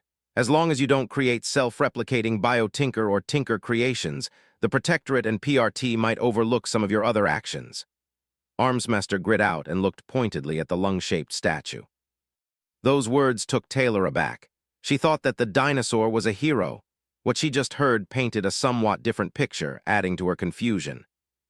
You've grown silent, girl. Do you like the name? I'm not sure. The Rachni sounded cool and all, but naming herself after their queens, it sounded both right, yet not necessarily heroic. After all, Armsmaster had a point. Her costume wasn't exactly bright and inspiring. Well, there are the Harvesters. They're kind of a cross between insectoids and reptiles, I think. However, they have some unpleasant connotations. Taylor's eyes crossed while she was trying to think over the implications and wondered if she could control something like that. The idea of sicking such a thing on Lung was undoubtedly pleasing. Not a good name. Armsmaster put down his foot firmly at that. Yeah, Taylor reluctantly agreed. What he said, she nodded at the hero. I still need to take down your statements, and then we need to talk about who will take credit for capturing Lung. Armsmaster continued. Elaborate. With that single word, the dinosaur suddenly appeared to be orders of magnitude more threatening. Lung is the leader of the ABB. They won't take kindly to his capture and might decide to retaliate. Their only other parahuman is Oni Lee. Do I need to elaborate, Wrex? Armsmaster said while looking intently at the dinosaur. Who had a name too, Taylor was sure she heard it once already. However, her mind had blanketed on it while she felt relieved to have survived Lung. The serial suicide bomber. If anything, Wrex sounded excited when speaking the name. Was he looking forward to facing that psycho? What was wrong with the big lizard? Was he thick or something? You're one of the few people who might be all right facing him if you have the right powers. Anyone else in your general vicinity won't be so fortunate. That goes the same for you, girl. If we mention you concerning Lung's capture, you'll become a target. While that's true, the mere fact that she is trying to be a hero in this city turns her into a target already. Having a reputation as being one of the people responsible for capturing Lung could help her. Such credentials can make people hesitate, even prevents fights. The toothy grin was back. A big swarm would help too. At that, Taylor glanced up at the swarm she had gathered to help Wrex after she called the PRT. On that note, she pulled his phone from the back compartment on her suit and warily walked forward. This is yours, Taylor gulped. From up close, the dinosaur looked much larger. All the scars she could see made him look that much scarier. She froze when the huge lizard moved with surprising agility and headed her way. That it is, you might think about getting yourself a phone and getting both the PRT and local law enforcement on quick dial. Emergency services as well, Wrex suggested. Taylor winced again. It was good advice. It was just that, well, it was a phone. Further, you both had to pay for the device itself and its bills. Having a way to communicate with the authorities is among the most basic things a new hero or independent parahuman needs. Armsmaster added his wisdom too. Taylor felt like wilting under their combined scrutiny. Phones can be kind of expensive, she mumbled lamely. Then the gecko was in front of her, and carefully used his clawed fingers to close her hand around the phone she was trying to give back. You can keep this one. I'm sure that the PRT and Protectorate won't mind. He was looking at Armsmaster, who shook his head in the negative. In that case, I would request that you return with us to the PRT HQ for debriefing and to receive a new phone, the hero announced. That is acceptable. With those words, Wrex let go of her hand and took a few steps back. Taylor blinked at the Case 53. She looked between him and the phone, lost for words. It was kind of nice. No one had done something nice for her in a long time, including her father, who wasn't there most of the time even after the locker. Even briefly thinking about that made her shudder. Despite her swarm, she wasn't paying enough attention to notice the arrival of a couple of PRT vans and the disembarking troopers until they were almost upon them. Taylor jumped at them, almost dropping the phone. Above her, the swarm buzzed in agitation. Lesson 1, Queenie, always keep an eye on your surroundings. You'll live longer that way. The overgrown gecko dispensed some wisdom. Krogan Dragon equals. If you want to support my writing or discuss this story, see the following links. Pat Rayon, Delketter's Writing Corner. The Space Battles Forums. This is where most discussion over my stories takes place. The Sufficient Velocity Forums. The Alternative History Forums. 4 Chapter 2 Parts. Disclaimer, I don't own Worm or Mass Effect. They belong to their respective creators and or copyright owners. This story is written with no commercial aim in mind. It is not for sale or rent. Chapter 2, A Wise Crazy Old Lizard. Krogan Dragon equals. Part 1, Krogan Dragon equals. 10 April 2011. Brockton Bay. Those names aren't appropriate for a hero, Armsmaster spoke through gritted teeth. Everyone's a critic. Nonsense. I know of at least a dozen worlds where the locals would pay a fortune to have someone come around and remove all the bugs, especially if they could do it without using pesticides that could be used as chemical weapons. My voice boomed with righteous indignation. Keene, Rachni Queen, those are decent enough names. What do you say, girlie? I looked expectantly at Taylor. She fidgeted under my gaze. Above us, the swarm buzzed even louder. They sound a bit villainous, Taylor tried. Humans, I sighed in exasperation. Speaking about humans, I glanced at one of the nearby rooftops, which was shrouded in shadows. After freezing lung, I got myself a thinker power to give me a warning for any surprises. Like Onili dropping to blow himself up, or the dragon stirring up and coming at me for round 2. I didn't know you had such large mutated Varen on Earth, Bet, much less that people could use them as mounts. That's cool. I gave Armsmaster a thumbs up. The Undersiders haven't made themselves scarce as they should have, probably because a certain thinker was too curious for her own good.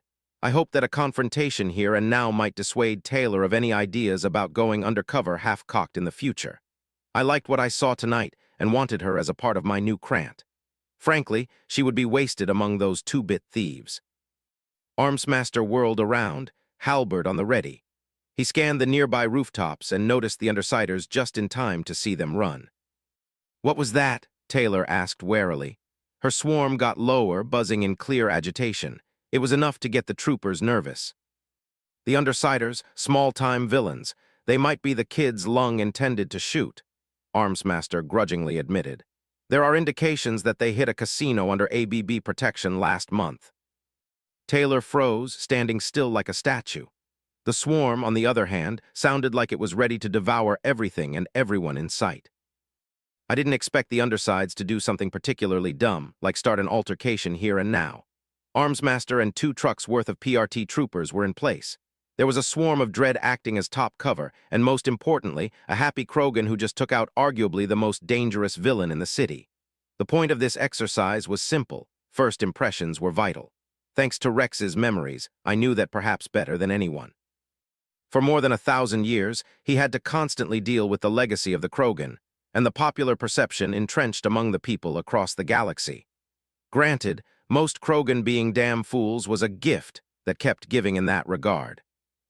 In this particular case, hopefully, what Taylor would see was a group of small-time criminals. The same two-bit villains who provoked Lung forced her to engage him, and perhaps watch the show without intervening. While Tattletale would be undoubtedly able to work through such an impression if given enough time, it would be an uphill battle. Further, this time around, I wasn't going to let the Undersiders be the only positive influence my future Krant member would have in the coming days and weeks.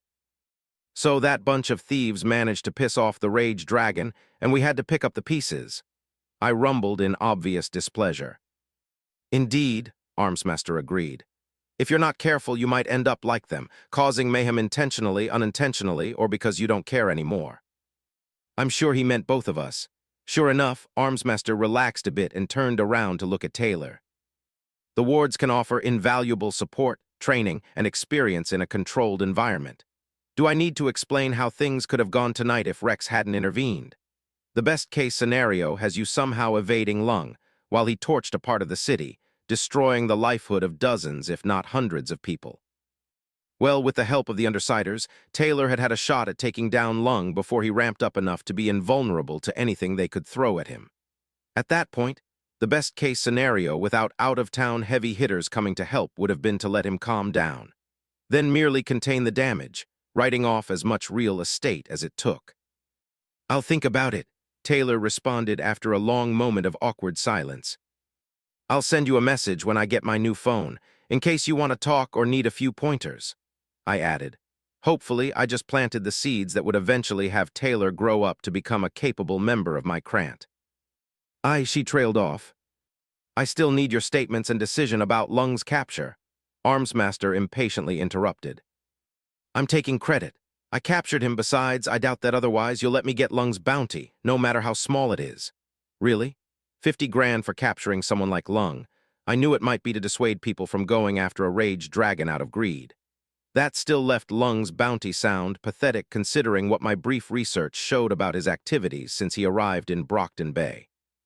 If my guess was right, most of that money would be from people who had family members kidnapped by the ABB to be turned into prostitutes. Either that or trafficked away and sold. The same went for Oni Lee.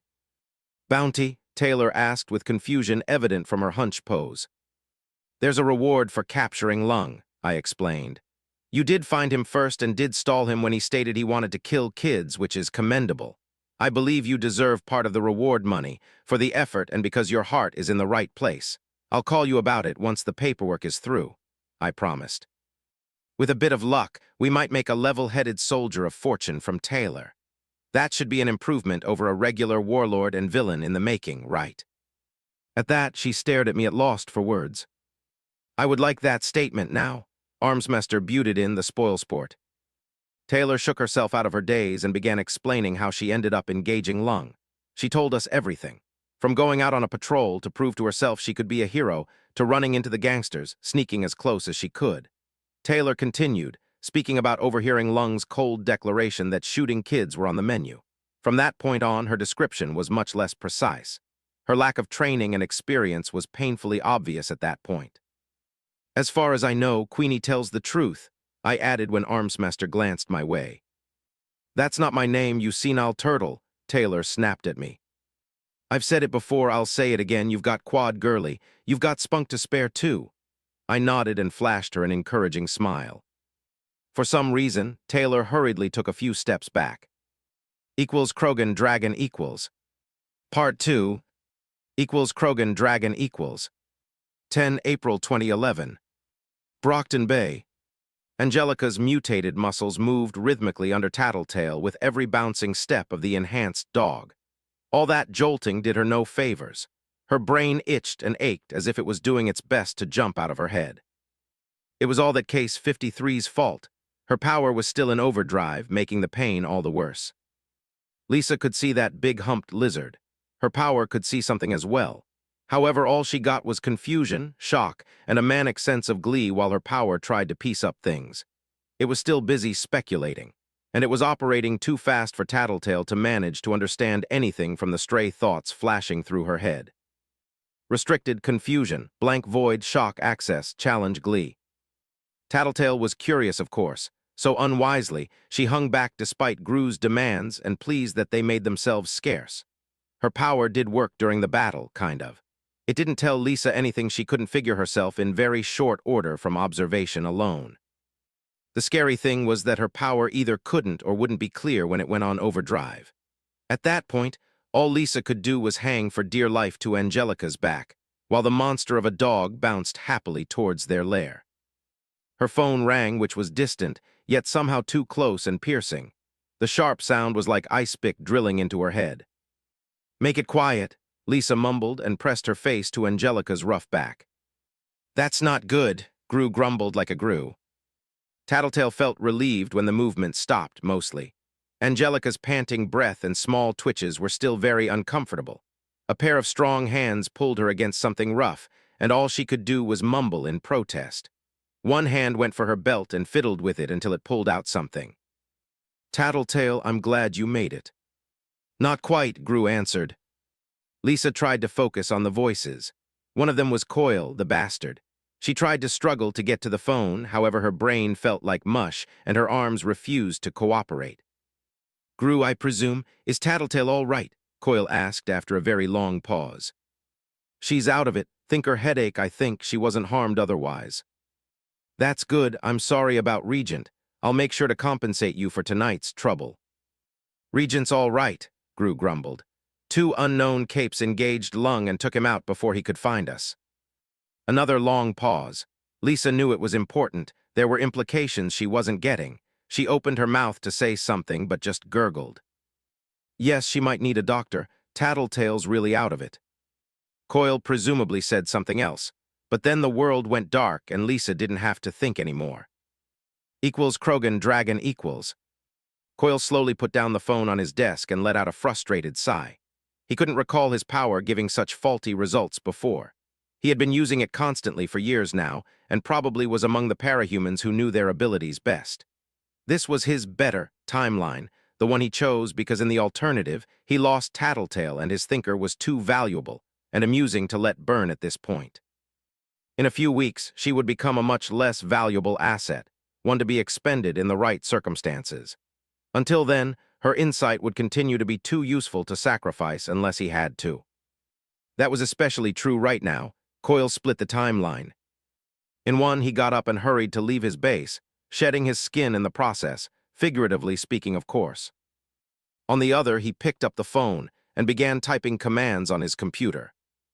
He needed answers yesterday. Coil had a good idea where to start. The two new capes Gru mentioned, they didn't appear in the other timeline when the Undersiders had to escape Lung alone and had to expend Regent to make it out relatively intact. Well, Regent and two of Bitch's dogs, but who cared for them? There was no shortage of mutts to replace them. A few calls ensured that his moles within the PRT will be digging for information about tonight. Meanwhile, he hacked their network using his back doors and began digging. While Coil did have a working theory already, he needed to be sure. The appearance of a Case 53 with abilities similar to Eidolon's in the city was concerning. Logically, if anyone knew was responsible for tonight, it had to be that particular cape. Then again, Gru spoke about a second unknown. Wrex, if he had the right powers, might be able to disrupt Coil's ability.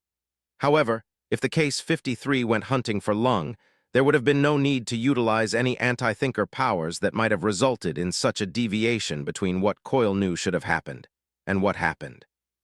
A power from the second cape, or a device if they were a tinker, might explain it as well. One thing was certain, whoever was responsible had to go, either permanently if at all feasible. If not, they had to be encouraged to move out of the city yesterday, because otherwise Coil would be reliant on a single timeline. No second chances, no way to get the best outcome of an opportunity or turn around disaster.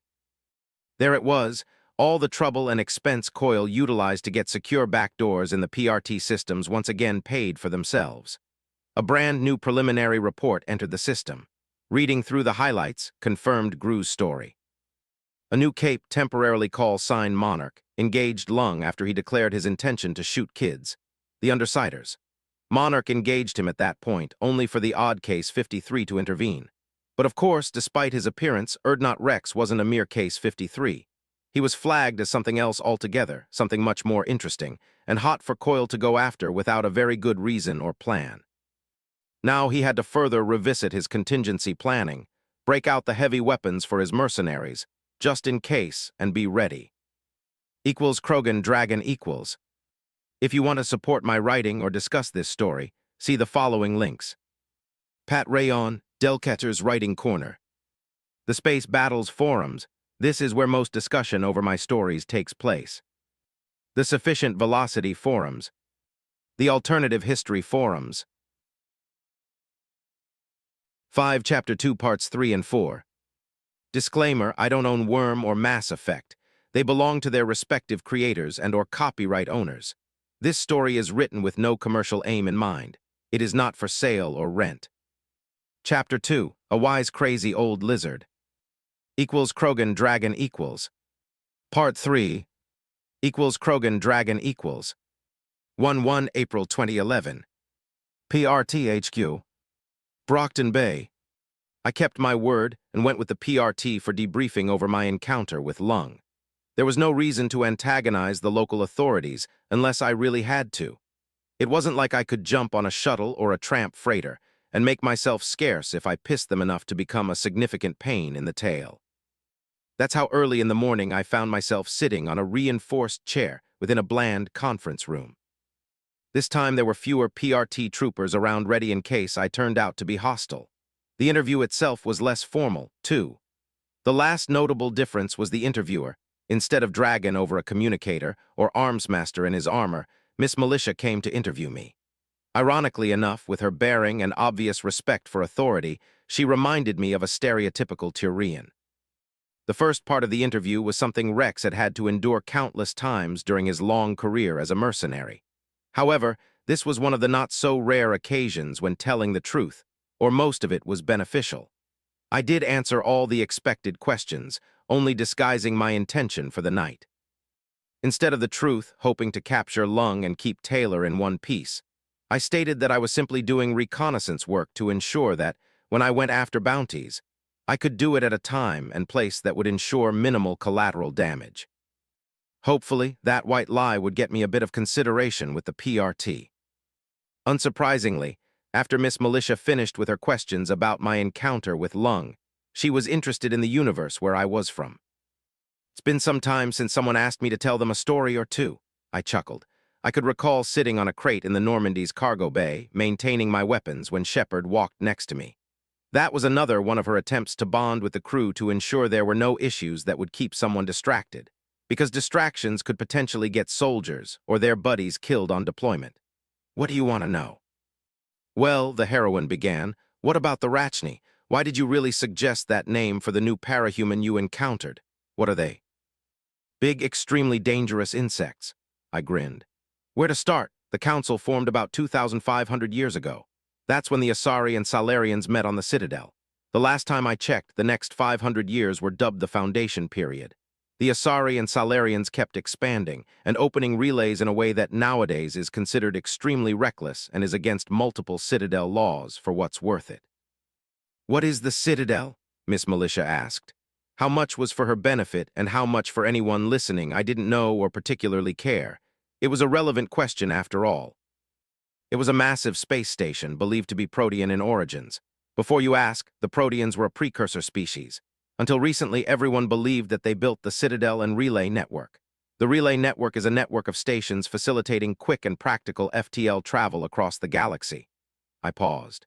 If someone is wondering, I glanced at the cameras on the ceiling, there are two good ways to figure out if this dimension shares major similarities between mine. Besides there being humans here, obviously, I grinned. And those are? Miss Militia stared at me intently. There might be a Protean base on Mars. I'm not sure about the precise location. The second is the Karen Relay. As I recall it, it was buried under a moon in your outer system of the same name. I'm sure that my superiors would be very interested in checking either location, if it is at all feasible. If the base on Mars is there, you should find enough ESO and data to get at least a few crewed starships and start searching for more ESO. I pointed out. If that was the case, it would present an alternative for survival when Zion went on its rampage. because even in the best-case scenario, there would be massive collateral damage. That's fascinating. Is there anything else of immediate use you know about within our solar system? Unfortunately, no, it wasn't really relevant for me, I shrugged. I see, Miss Militia spoke with obvious disappointment. We were talking about the Rachni. Yeah, them. At about 1 CE, approximately your 1 BCE, a Citadel expedition activated a dormant relay leading to Rachni space. That wasn't a wise thing to do, I stated grimly. The Rachni proved to be immediately hostile. Negotiation with their queens was impossible, they couldn't be contacted, and further their nests were buried deep below toxic words, making any attempt to go there extremely dangerous even before accounting for Rachni resistance. The war lasted for the next 80 years before the Salarians first contacted my people and began a rapid uplift program. I flashed Miss Militia a toothy grin. That's a long time to wage war, the heroine pointed out. Logistics, the relays proving good choke points, and fortunately for the Asari and Salarians, they had 500 years to spread and build colonies before encountering the Rachni. The war shifted between periods of stalemate and punishing Rachni offensives. The Asari and Salarians were simply unsuited for the heavy fighting needed to reach deep within Rachni nests and kill their queens. With the technology available at the time, it was hard to deploy enough effective firepower to take out their nests for good from orbit. Doing so was almost impossible when the Rachni were able to contest the orbital. That lasted until the Salarians uplifted and unleashed my people. We could survive on the toxic worlds the Rachni preferred. We were tough enough to breach into their nests and fight through everything they could throw at us. That was especially important because it was rare for the Citadel navies to outright destroy the enemy fleets they encountered and gain uncontested orbital superiority. My people offered another strategic option and turned the tide of the war. I paused, thinking about the old stories, about the time when the Krogan were respected when we were hailed as heroes, and about the price we paid for it. The war lasted for another 200 years. The Rachni refused to communicate. There was no surrender. Only a grinding advance over hundreds of systems and thousands of worlds. It was a victory paid with countless Krogan lives, and for a time we were hailed as heroes. For what little it is worth, even long after the rebellions and their disastrous conclusion, the Council left the Krogan statue on the Citadel. It was perhaps the one single monument that remained intact, proclaiming that we saved the galaxy from being consumed. I chuckled bitterly at that. Equals Krogan Dragon equals. Several PRT directors watched Wrex's interview and intently listened to his story. While his cliff notes of a war fought centuries before he was born were enlightening, and the description of the Rachni themselves that followed was terrifying, it was Mars and Karen that got everyone arguing. A mission to Mars is out of the question, much less getting to Karen. Even without the Simurgh, financing something like that is going to be hard. Not to mention, going through it without getting the attention of another Endbringer is a pipe dream. We all know that usually they strike at critical infrastructure. I agree, a manned mission is out of the question in the foreseeable future. Costa Brown nodded. Unless they found a way to neutralize the Simurgh, humanity was bound to Earth and, barring a miracle, doomed. It was a painful irony that they now had a potential solution for the salvation of some people at least, yet it was beyond their reach. While a manned mission might be out of the question, sending probes to both Mars and Karen should be viable. Dragon piped up. The Canadian tinker had been observing the interview for a simple and obvious reason. Everyone wanted to hear her thoughts on any technologies mentioned or described by their alien guest. At the very least that way, we would know what else might be out there, Director Armstrong pointed out. Costa Brown nodded silently. With the entities around, it was questionable if any of the species mentioned by the Krogan were still alive if they existed in their dimension in the first place. More importantly, the same was true about those Reapers Wrex mentioned. If they existed here, and the entities hadn't wiped them out. In that case, Cauldron's best guess was that the Reapers might be weapons aimed at starving and containing the entities by denying them new species to experiment on. Either way, their potential existence was cold comfort. The same was true for the Citadel Alliance. If they were around, it was highly unlikely that they would stumble upon Earth before it was too late. Unless they neutralized Zion, there would be no humanity to rise across the stars and meet whatever other horrors and wonders awaited it there.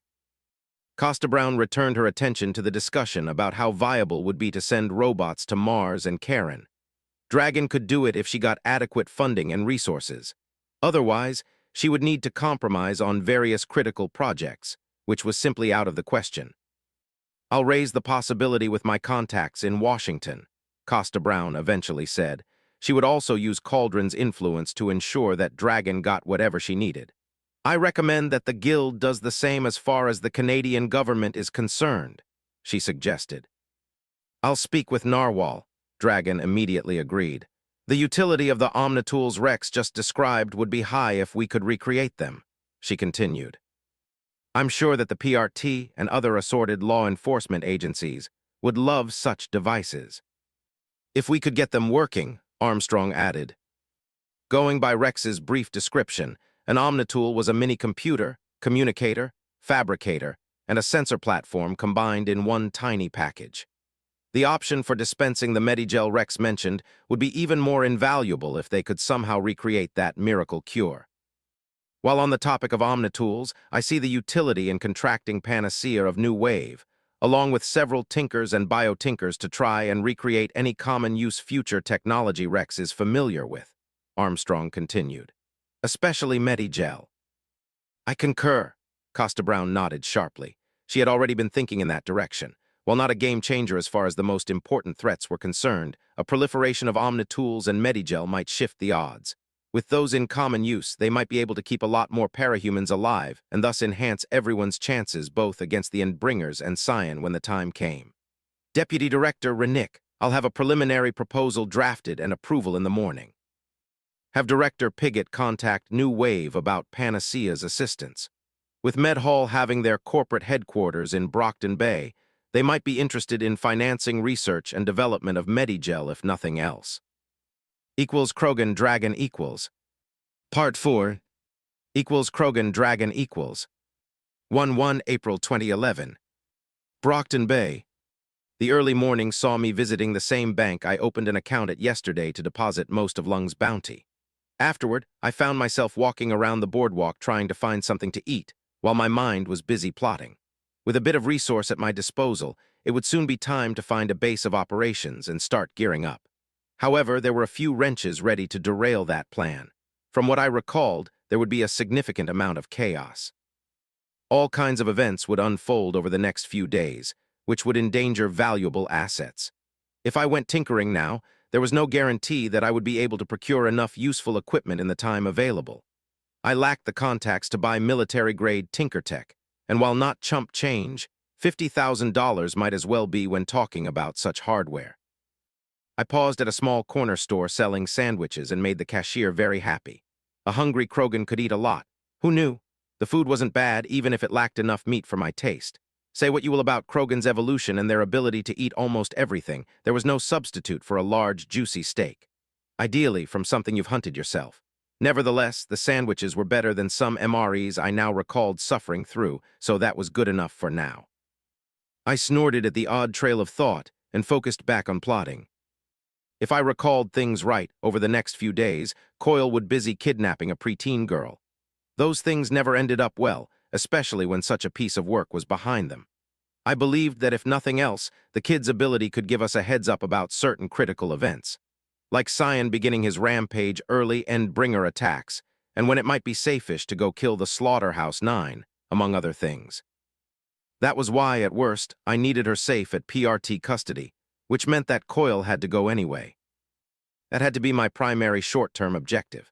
Next, wasn't there supposed to be an ABB bomber ready to go on a rampage? I cringed. I almost forgot about Bakuta. The simple solution would be to get a combination of powers and blow her up sky high. Unfortunately, that particular nutcase was a potential asset. Bakuta might be able to build ordnance capable of neutralizing Endbringers, perhaps even capable of hurting Cyan if I could find a way to deploy it to his real body. That was a complication I didn't consider yesterday. What else didn't I think of? I racked my brain until I finished devouring the 2 bags full of sandwiches I bought. Nothing else particularly pressing came to mind for the next few days. Then the question was, should I go after Coyle first or Bakuta? After a few moments of pondering, I decided that the local Bond villain should be my first target. With him out of the picture, I should be able to get access to the little precog and ask if it would be feasible to get Bakuta conscripted. With a short-term goal firmly established, It was time to figure out how to deal with Coil. Ideally, I would do it without tripping any particularly unfortunate fail-safe he had in place in case of his luck running out. My first instinct was to be straightforward. Trying to outwit a master manipulator, who could save scum and currently had more resources than I was able to muster, didn't sound like the brightest idea. With the right combination of powers, I should be able to locate and kill him in short order. In theory, anyway. At that point, the primary consideration would be to ensure that he would be choosing a timeline/simulation, which won't cause too much collateral damage as a final fuck you, because Coil was a dick like that. On the other hand, I was a bit disappointed after my encounter with Lung. Going after Coil like a Krogan juggernaut, mowing through everything he could throw at me, and showing him how petty he was before headbutting him into the next century. That sounded like an even better idea. Then I would finally be able to find the time to figure out a good location for a base of operations and start building it up. I nodded happily to myself, thinking about all the fun I could have dismantling Coil's operation. At that point, my mind came to a screeching halt. I needed a secure base. Coil had the best base in the city. I needed a Krant, forces to back me up and do all the things I simply won't find the time to do myself. Coil had a lot of experienced mercenaries. I needed a power that would let me headbutt myself. I was thinking like a stereotypical Krogan, like the fools who spent a century upon a century wasting their empty lives seeking a meaningless death. At best, I was thinking like a mere gun for hire. My current plans were small-time, simple. A frustrated growl escaped my pinched lips. I had Wrex's memories. At times, I couldn't tell where he began and I ended. While he spent most of his life as a mercenary, granted one of the best, but still just a mercenary, that wasn't the Wrex who ended up in my head. Or I ended up in his, a distinction which had less and less meaning with every passing moment. My last memories as Wrex before awakening in this world were those of a leader, of an emperor of the Krogan who did the impossible. They were the memories of the warlord who united the Krogan as one people and gave them a chance of survival. Worst of all, I was thinking of how I could fix all issues by myself, in a manner that simply couldn't fix many of them. The Geese, or whatever was burned into my mind, simply couldn't be fulfilled by punching or blasting things. Oh, there was a large number of threats that had to be eradicated. I was one of the best people for the job, so I would have a lot of fun in the future. Besides, I knew I would relish the challenge. However, to combat the chaos and decay engulfing Earth-Bet, to stall and eventually reverse the societal collapse, that was a Varan of a different breed. First thing first, I should stop thinking like a thug without imagination. One of the first lessons Wrex learned after taking charge of his clan back on Tachanka was simple and very useful. When you had multiple problems, it was best to figure out if some of them could solve each other, or at least contribute to the solution of other pressing issues. I needed a secure base of operations. I also needed tons of resources. Coil had a very nice base. He also had all kinds of resources. I was going to take them. Coil had mercenaries. While I was sure some of them I would gleefully eviscerate the moment I learned what they were up to, at least a few of them had to be useful. There was that local mercenary group hanging out of a club too, right? They were another potential asset to acquire, just like Taylor was. Perhaps even the Undersiders and whoever else I might entice to come and join me. I skipped deeper into the city with the sunrise behind my hump and a wide grin plastered all over my scarred face. It was time for a hostile takeover. Equals Krogan Dragon equals. If you want to support my writing or discuss this story, see the following links. Pat Rayon, Delcatter's Writing Corner. The Space Battles Forums. This is where most discussion over my stories takes place. The Sufficient Velocity Forums. The Alternative History Forums. 6 Chapter 3 Parts. Disclaimer, I don't own Worm or Mass Effect. They belong to their respective creators and/or copyright owners. This story is written with no commercial aim in mind. It is not for sale or rent. Chapter 3, Snake Eater. Equals Krogan Dragon equals. Part 1. Equals Krogan Dragon equals. 11 April 2011. Brockton Bay. If I wanted Coil's base and assets intact, dealing with him would a bit more complicated than headbutting my way through his base of operations in one timeline.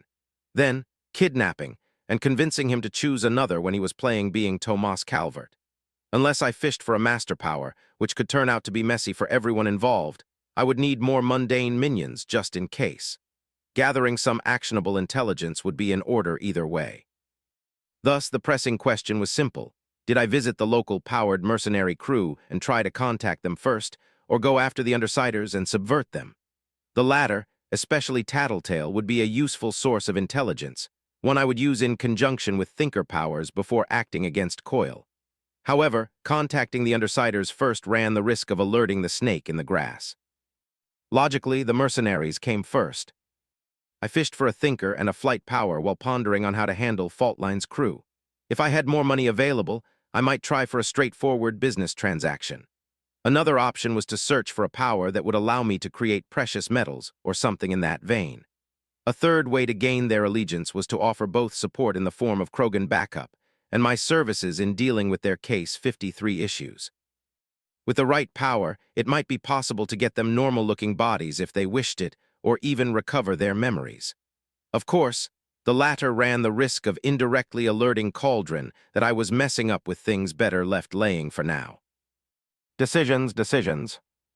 Yet another angle was to set up the mercenaries against Coil anyway. That might even work if I could handle it just right. A flight power slotted in, and I rose in the air like a balloon. This was obviously less than ideal. I focused and eventually slowly touched down. I dismissed the flight power and went searching for a more convenient one. It took me 4 attempts and a few minutes of frustration to get a good enough self-sustained flight. Perhaps with experience, finding powers better suited to my needs would be easier. For the time being, I would need to keep in mind that I might not get what I needed when I needed it. On the bright side, I got a thinker power that allowed me to locate Faultline's crew on the second try. The first attempt got me an X-ray vision. While useful, it would have taken too long to scout the city for the target. I was already in the air when I recalled that Faultline and Company had a rather famous club in the city. I could have just asked someone for directions. That's why I spent a few minutes just flying around and grumbling to myself for not thinking things through before calming down and heading for the Palanquin. That was the name, right? The club itself wasn't anything to write home about.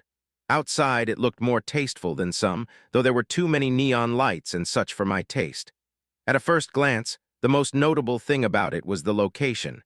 It was on top of a small hill, making it vaguely resemble a fortress. This early in the morning, the place was closed.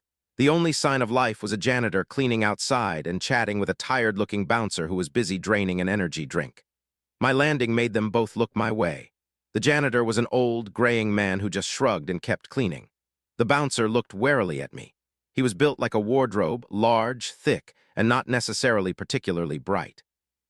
Nothing out of the ordinary there, though he appeared more competent and alert than the trash you could find protecting various dumps all over the galaxy. "I have business with Faultline," I rumbled good-naturedly and even flashed him a reassuring smile. "I have no idea what you're talking about, sir," the bouncer announced politely but firmly. "Call your boss, I have a business proposition." Trying to roll my eyes at him didn't quite work out. The bouncer kept staring at me for a few long moments before slowly pulling out a thick phone and calling someone, presumably one of the mercenaries. "Boss, there's a Case 53 here looking for Faultline. Yes, you can go inside and head to the bar. Someone will meet you there," the bouncer grumbled. "See, it wasn't that hard." I cheerfully waved at him and strode into the club. Inside, it wasn't anything groundbreaking either. It was kind of neat, but it wouldn't have been able to impress me even before I got Wrex's memories. I guess that the service and the allure of meeting Capes in safe-ish conditions to have fun would be the primary selling points. I went past the empty dancing floor and looked over a long wooden bar. Unless I tried to drink everything I could see, I doubted anything on display could give me more than a buzz. There was a reason why Krogan preferred Rinkal if it was available. It wasn't because we wanted to show everyone how tough we were by drinking that radioactive rotgut. All the redundant organs and secondary nervous system made trying to get drunk with regular booze and exercise in frustration. Well, unless you were a pyjak fresh out of the egg, but I digress. The first Case 53 I saw appeared very odd. It was almost as if the poor bastard had spent too long in one of the hot areas on Tachanka, then contacted a terminal case of parasites. He was a short, bald man with almost transparent skin. Looking closer, I could make the shadow of his skeleton even if there was no bright light shining behind him to make it easier. Odd growth covered his patchy skin, making my fingers clench for the handle of a flamethrower. The parahuman took a swipe from a large mug of coffee and stared at me. "I'm Gregor. What do you want with the boss?" He looked me over in interest. "Do you want to join or just have questions about what we are?" "I'm a Krogan," I declared with no small amount of pride. "I have a business proposition for your crew." "A Krogan, not Krogan." Gregor raised a non-existent eyebrow in question. "Name's Wrex, not Wrex, take me to your leader." Equals Krogan Dragon equals. Part 2 equals Krogan Dragon equals. 11 April 2011. The Palanquin. Brockton Bay. The odd case 53 stared at me as if I was crazy or something, then chuckled. "You've been dying to use that line ever since you awoke as one of us, weren't you?" "I have no idea what you're talking about," I denied primly. Besides, I was now an honest-to-God alien. If anyone had the right to use this cliché, it would be me. "Right, and I'm the Queen of England," Gregor kept chuckling. "I'm not joking, you know. I do have a business proposition for your crew." I fought back a growl that threatened to escape my throat. Even at the best of times, a Krogan wasn't the most patient of people. "And I'm still waiting to hear a reason why should I bother the boss." Gregor stopped chuckling and leveled a pointed look at me. "I have information your group might find valuable and potential means to either get your memories back or at least figure out what happened to you." Gregor narrowed his eyes at me. "I've heard that one before, many times at that." "I'm a trump. I can get what powers I want from a pool of semi-random powers. Testing at the PRT a few days ago confirmed it. With the right powers, I should be able to either restore your memories or use thinker abilities to figure out what happened. Do I have your attention now, Gregor the Snail?" "I'll need a demonstration. This is a bold claim you make, friend." Now I did have his undivided attention. I let go of the powers I had slotted and grinned widely at the Cape 53. For some odd reason, he didn't find it reassuring. Something quick to make a point. I grabbed a stranger power, followed by one that would allow me to shape energy. My grin was still in place when I vanished from sight, making Gregor step back and raise his hands in a defensive stance. A moment later, I carefully activated the second power and willed it to come to life in the form of a bird made of electricity. A large avian vaguely shaped like a raven came into existence above the dancing floor. It stood there, flapping on wings made of cracking lighting. Gregor looked at the energy construct and grunted. I used the distraction to walk behind him. "Is that enough, or should I see if there is a power that would allow me to turn you into a real snail, just to make a point?" To his credit, Gregor didn't quite jump. However, he froze for a moment, then carefully looked over his shoulder. I kept grinning at him and shaped a second lighting construct. This one hovered above my shoulder, cracking merrily. "You've got odd powers, all right. The boss will want a demonstration, too, I bet." He glanced between the lighting birds. "Something very different at that." "My word's good," I grumbled. "Is the dick measuring contest over now?" Gregor snorted and walked past me. "Wait here, I'll speak with Faultline." I let go of the stranger power and carefully leaned on the bar, which groaned under my bulk. The ability to shape energy was fascinating, and I wondered what I could do with it. What were its limits? How much raw power I could draw from it? That wasn't something I could test here without turning this visit in a monumental waste of time. I dismissed those thoughts in one of the constructs, letting the second one circle me for effect. While what I told Gregor was true, and even without my memories, I would likely be able to get them the information they wanted. The question was, should I? Sooner or later, I would run into Cauldron. However, I wasn't in a particular hurry on that front. I wanted both reputation and experience with my power on my side before engaging with them for any reason. It might not matter in the short term. I could always claim that I couldn't get the right powers to do the job properly at this time. Then I would string the mercenaries along until it might be safe-ish to give them what they wanted. At any rate, I wasn't going to risk dropping Contessa on them, with all the complications that entailed while Coil was still a factor. A few minutes later, Gregor returned with two women. He and a slim figure in a red and black suit flanked their presumed leader. The girl to the right had an odd, old-fashioned gas mask concealing her features. Faultline at least had something resembling armor, or at least an outfit that an Asari cosplayer might find worthy of wearing. A welder's mask hid her face, and something looking like riot gear provided protection. A cape and half-skirt made the outfit less sensible than it would be otherwise. At least, the combat boots she wore looked sturdy and comfortable, so bonus points there. "You've made some bold claims, stranger," Faultline declared in a boisterous voice as they approached. "As I told your man, my word's good." I flashed the trio a toothy grin. "I'm here to talk business, not to swap pleasantries." "So I've been told. I'm Faultline, the leader of this group of misfits. What do you want, and what do you offer in exchange?" "I offer information and money, perhaps muscle if you need it during a future job. In exchange, I would like to hire your services in removing a certain thorn in everyone's side," I happily explained. "Elaborate." 50,000 as a down payment.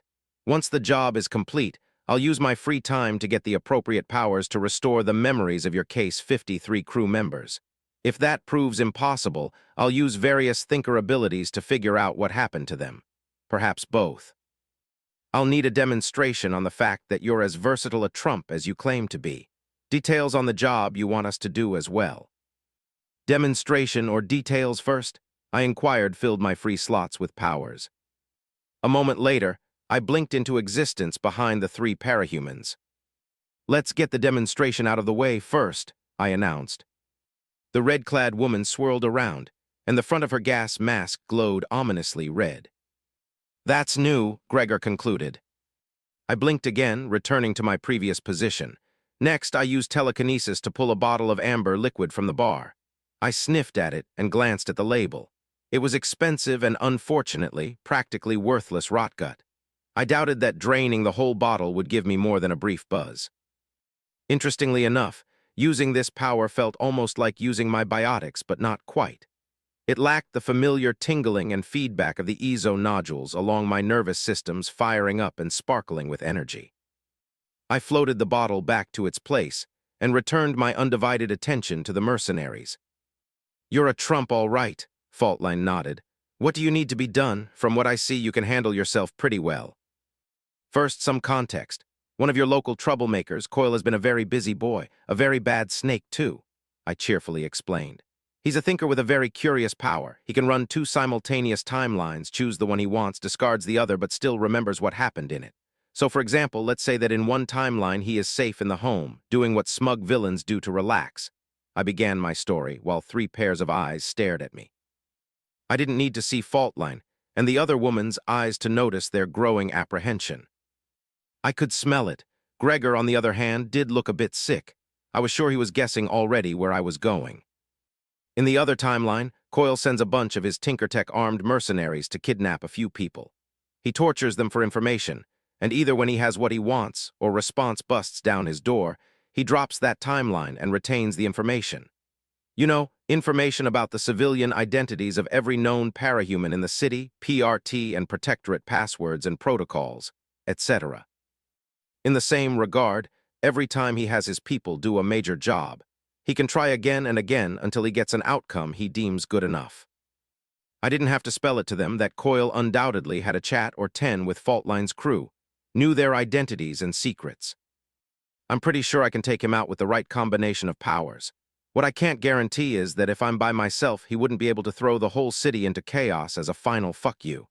I'm certain he has fail-safes that would release all kinds of uncomfortable information, like the Empire 88's identities, and blame it either on the ABB, PRT, or even you people, as a final fuck you to everyone if nothing else.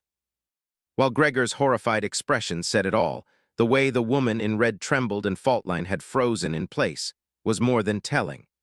I was sure that they could vividly imagine what would have happened to them in a throwaway timeline. "How do you know any of this?" Faultline eventually asked, her voice nearly cracking. While testing the scope of my powers, I stumbled on very interesting precognition. It gave me a snapshot centered on Brockton Bay and notable events that would have happened before my appearance. It was even true from a certain point of view.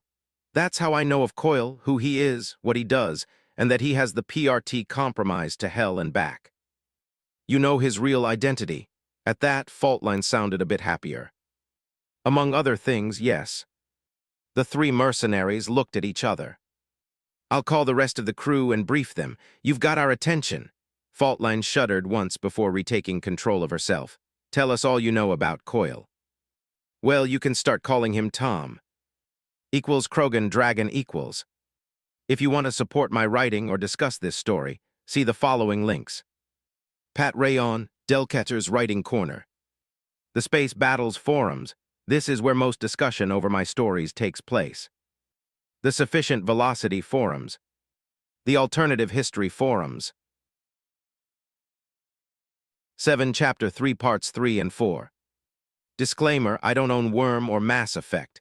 They belong to their respective creators and/or copyright owners. This story is written with no commercial aim in mind.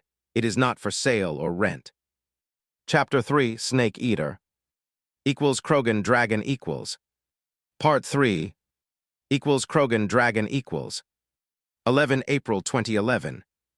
Brockton Bay. With Faultline and her crew on board, I was on a timetable. I didn't know for sure how long it would be before Coyle used his mercenaries to grab one of mine and interrogate them in a throwaway timeline.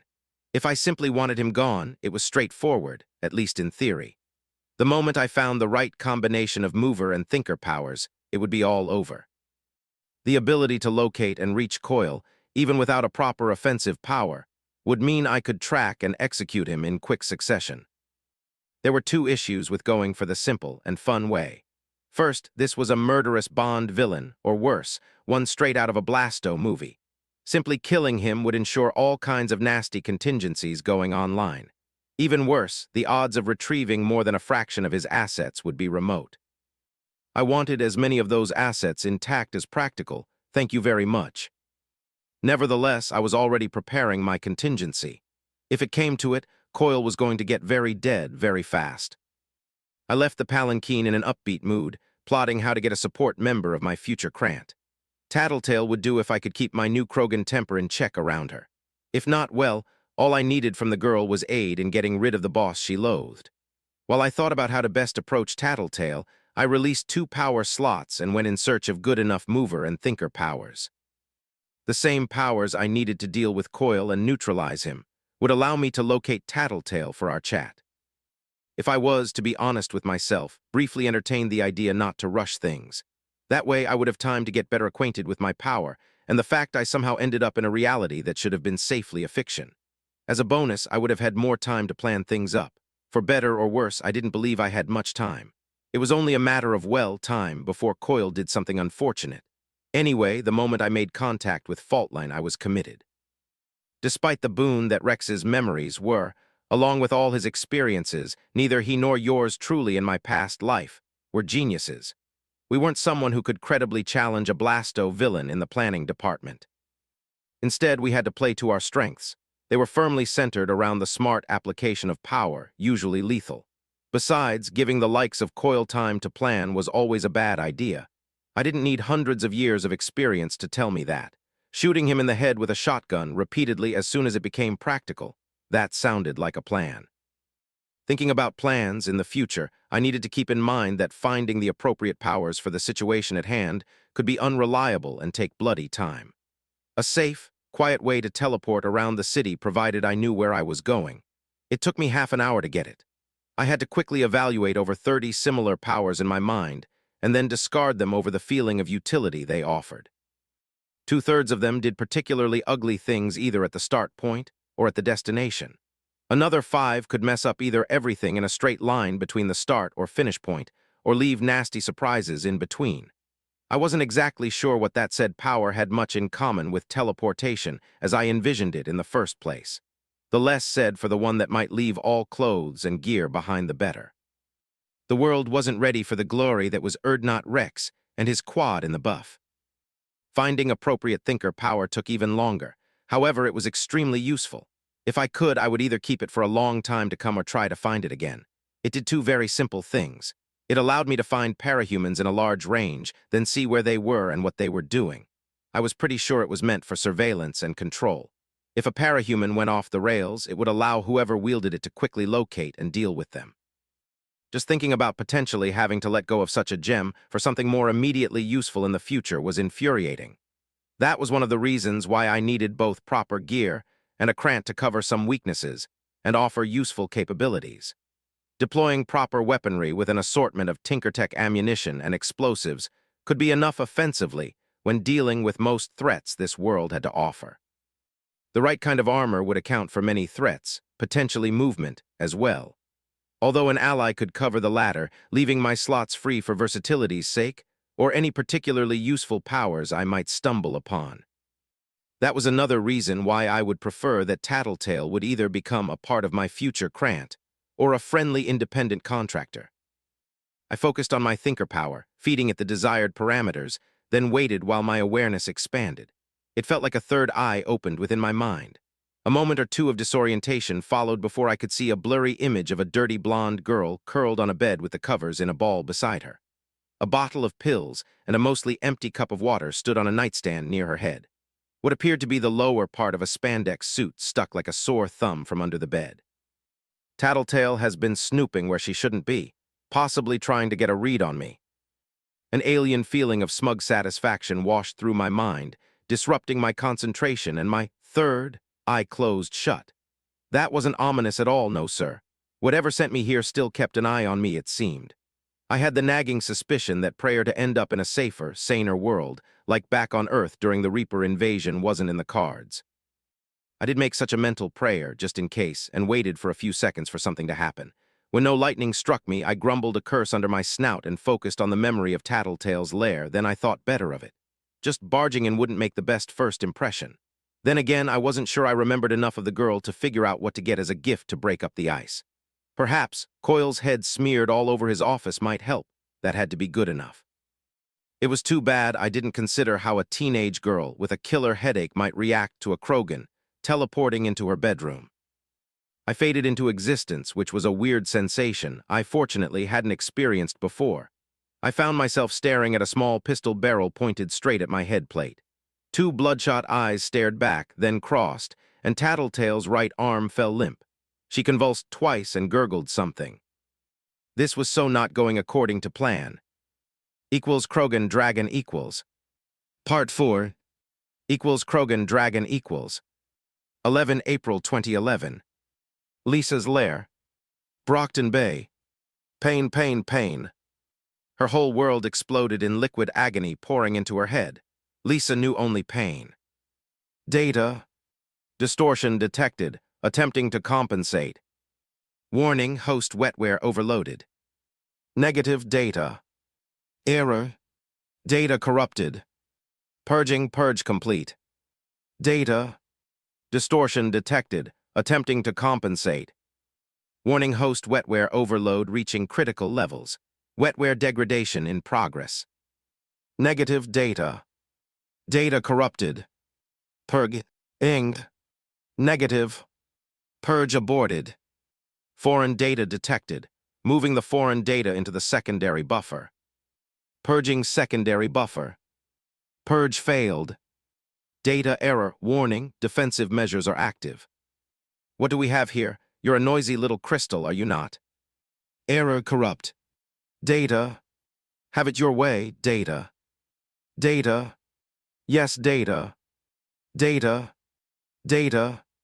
Error, system subversion in progress. Countermeasures failure. Communications compromised. Data. Corrupted, initiating self-destruct.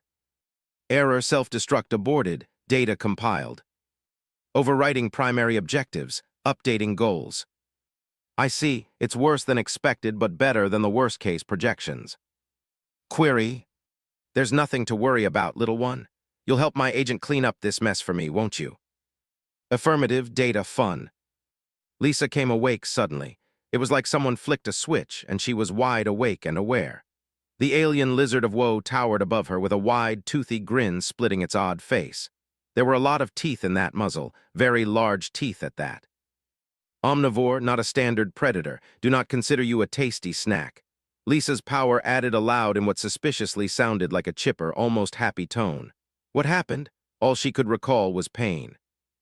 Sorry, data, mistake. Helping now. Rapid-fire concept smashed into Lisa's brain, leaving her cross-eyed and more confused than ever. She wasn't sure if the lack of thinker headache was a blessing or a curse. A huge hand, complete with 3 very large fingers, waved in front of Lisa's face. The palm itself was almost bigger than her face, she noted numbly. With the lizard this close, there wasn't much she could do if it turned hostile. Not hostile, wants to make a deal. Might eat snake, her power promptly announced. Lisa was sure she got an alien sense of vicious glee attached to the last 3 worlds thundering in her head.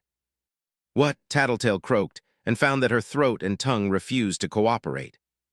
"Easy now, you nearly got your brain cooked trying to use your power on me.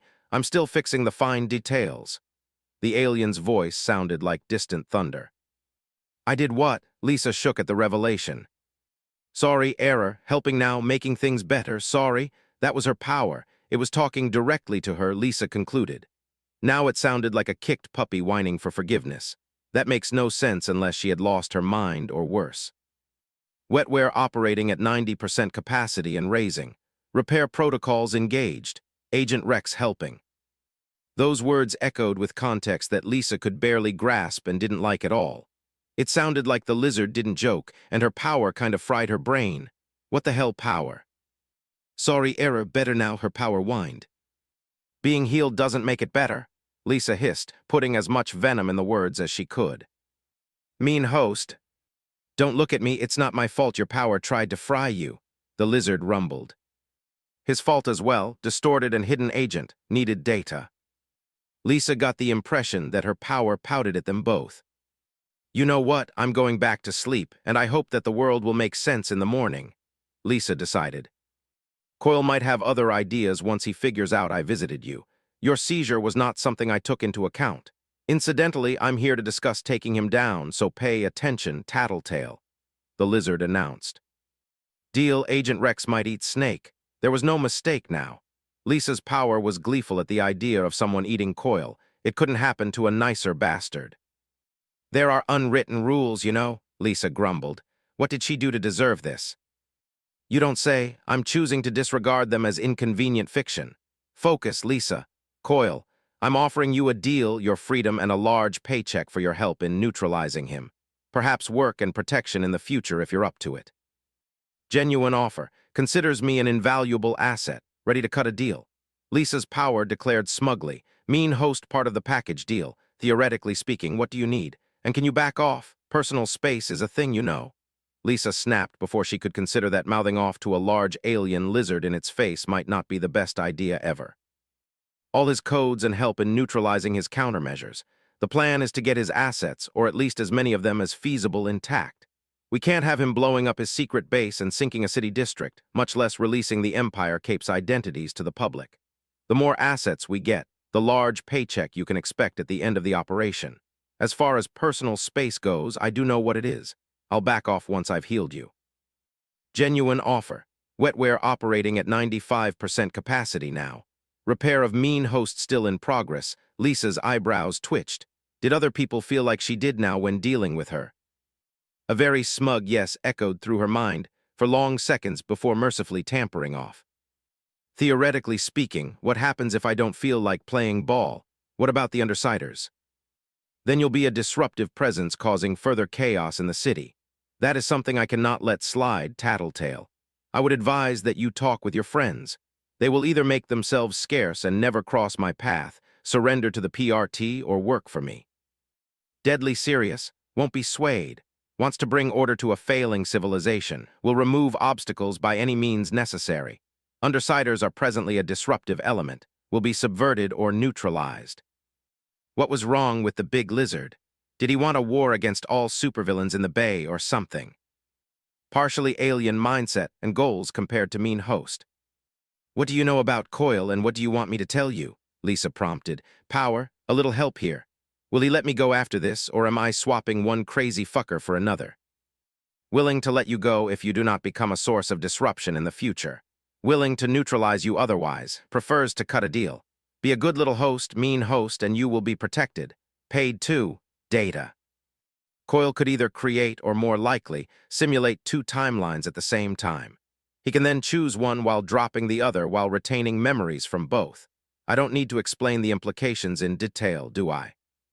Lisa went rigid, remembering all the times Coil had called her for a chat in his office. She had to scream in her head for her power not to fill up the blanks her imagination was already busy painting over. Or the times she noticed being trailed by his agents, but nothing coming out of it. Faultline's crew had the same reaction. They're on board with neutering the snake. The alien commented on her condition. Lisa viciously hoped that he meant that literally. What do you need? She hissed through gritted teeth. Equals Krogan Dragon equals.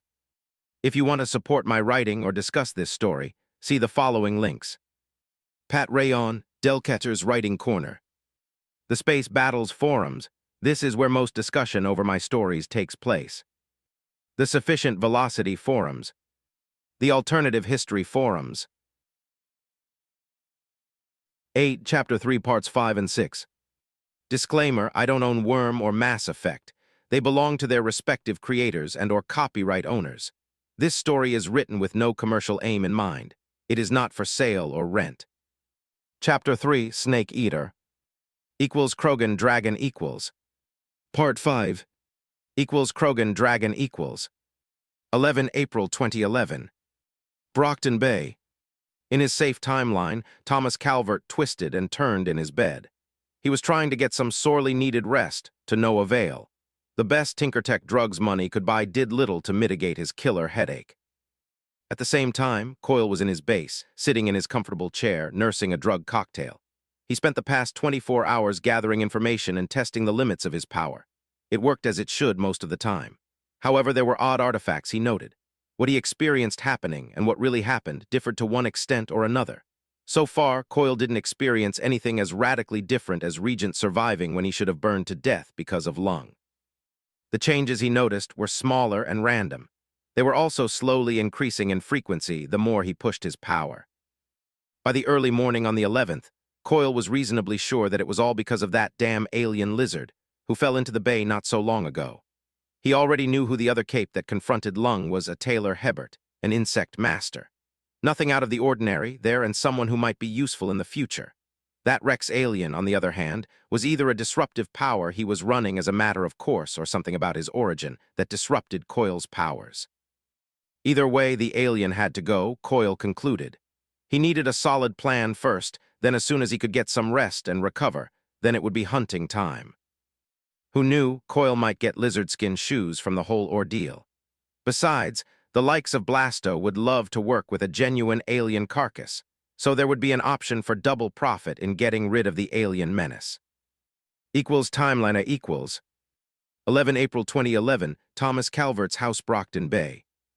His first clue that something else was wrong was an odd combination of a cracking and shifting sound. Old instincts and training kicked in, and despite his murderous headache, Calvert rolled off his bed. His right hand went for a gun, which wasn't there. Thomas' bleary eyes saw his bedroom wall break open, revealing several dark shapes. Parahumans, possibly Faultlin. How did she know who he was, and why was she here he didn't know or care? Calvert dashed towards the door, only to feel something splash over his head and neck. He barely made it to the door before collapsing. His mind went haywire, seeing sounds, tasting colors, and... Equals timelines B and C equals. 11 April 2011, Coyle's base, Brockton Bay. Whatever hit Coyle in his safe timeline, at his house no less, caused enough unpleasant feedback that he had to cut off that timeline or risk losing control. He lost precious time trying to recover from the aftershocks of experiencing synesthesia. By the time Coyle managed to split the timeline again, his base was already under attack, with alarms fit to awake the dead blaring all over the place. The sound assault didn't help him much. In one timeline, Coyle staggered off his seat and went for the nearest escape tunnel, while in the other he quickly tapped commands on his computer, bringing up camera and sensor feeds. Before his alternative self could take more than a few steps away from the desk, the whole base shook, sending him tumbling on the ground. The ceiling caved in, and something glowing fell through, landing on and squashing Coyle's alternate self. The feedback of having his ribs pulverized by something big and heavy did him no favors. He was in a daze, desperately attempting to split the timeline again, despite his brain feeling like boiling. Coyle failed to split the timeline before a large hand grabbed the back of his neck and pulled him off his seat. Then his world collapsed into darkness. Equals Krogan Dragon equals. This was much easier than expected, I thought, feeling a creeping sense of disappointment. Granted, I did my best to ensure that we would catch Coyle off guard and keep him from taking the initiative, but this was simply too easy. Just in case, I tapped him with my fist on the back of the head a second time. Coyle was a bony creep wearing a snake motif form-hugging suit. It was better to be safe rather than sorry in this case. Get Tattletale down here. She's got a computer to work her magic on. I called into the primitive communicator I wore, courtesy to Faultline's crew. A rope fell through, followed by a pissed-off purple blur who kept cursing while coming down. With Tattletale on the way and Gregor ready to make himself scarce at the first sign of trouble, I could focus on the next task at hand. A quick look around let me locate what looked like a communications set. I fiddled up with it until I managed to patch myself into the local mercenaries network. By the time I could hear their commanders giving orders and requesting instructions from Coil, Tattletale managed to rappel down.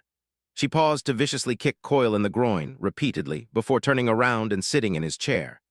At that point, Little Miss, I know it all, began to furiously type and click to deal with any nasty surprises like self-destruct protocols or worse.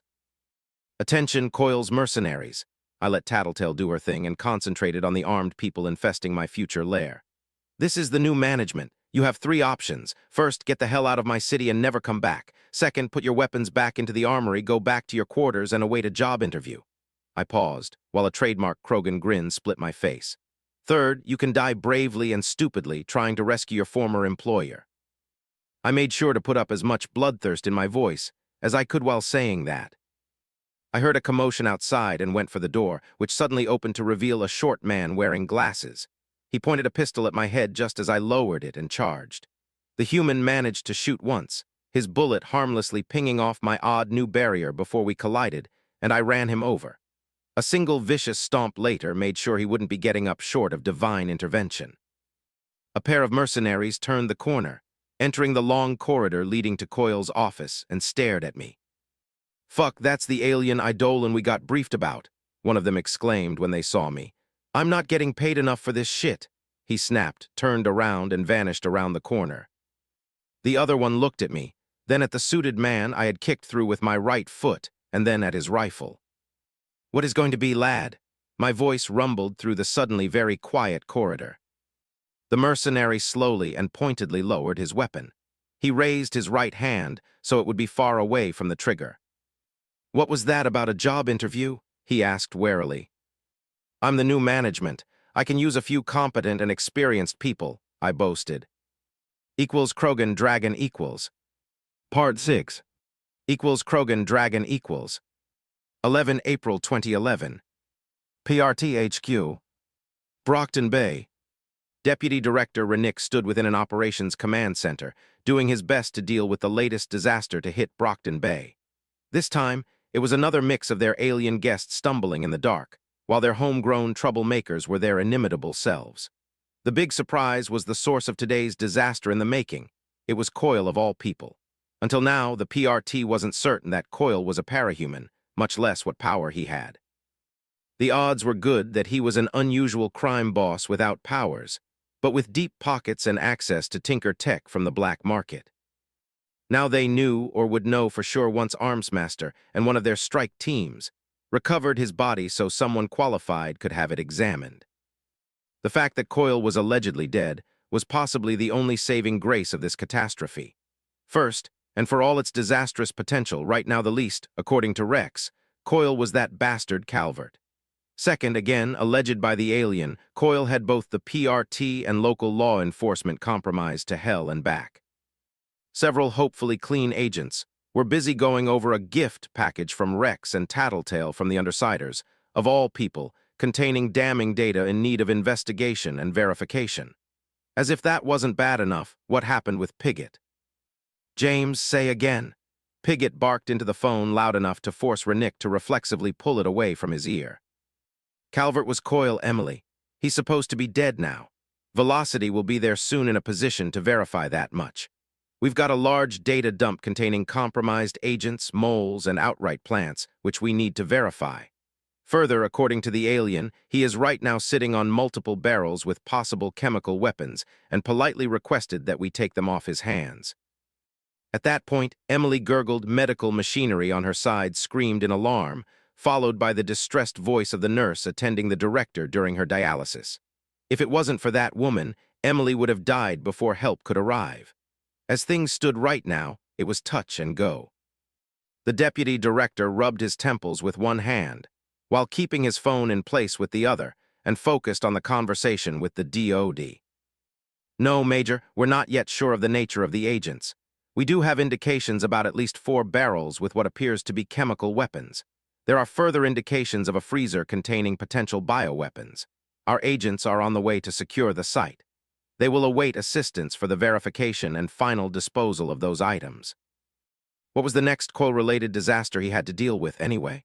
Ah, yes. The little problem with compromised parahuman identities in the bay.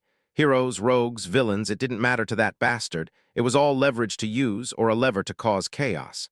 At least with Lung in custody, the only major threat was the Empire 88, which still outnumbered and outgunned the PRT and Protectorate ENE. As if that wasn't enough of a headache, said the state of affairs was only valid before Renick found out that he couldn't necessarily trust a significant number of his agents.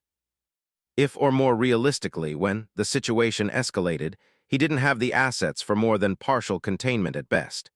He needed backup, yet all his cries for help up the chain of command received little more than platitudes.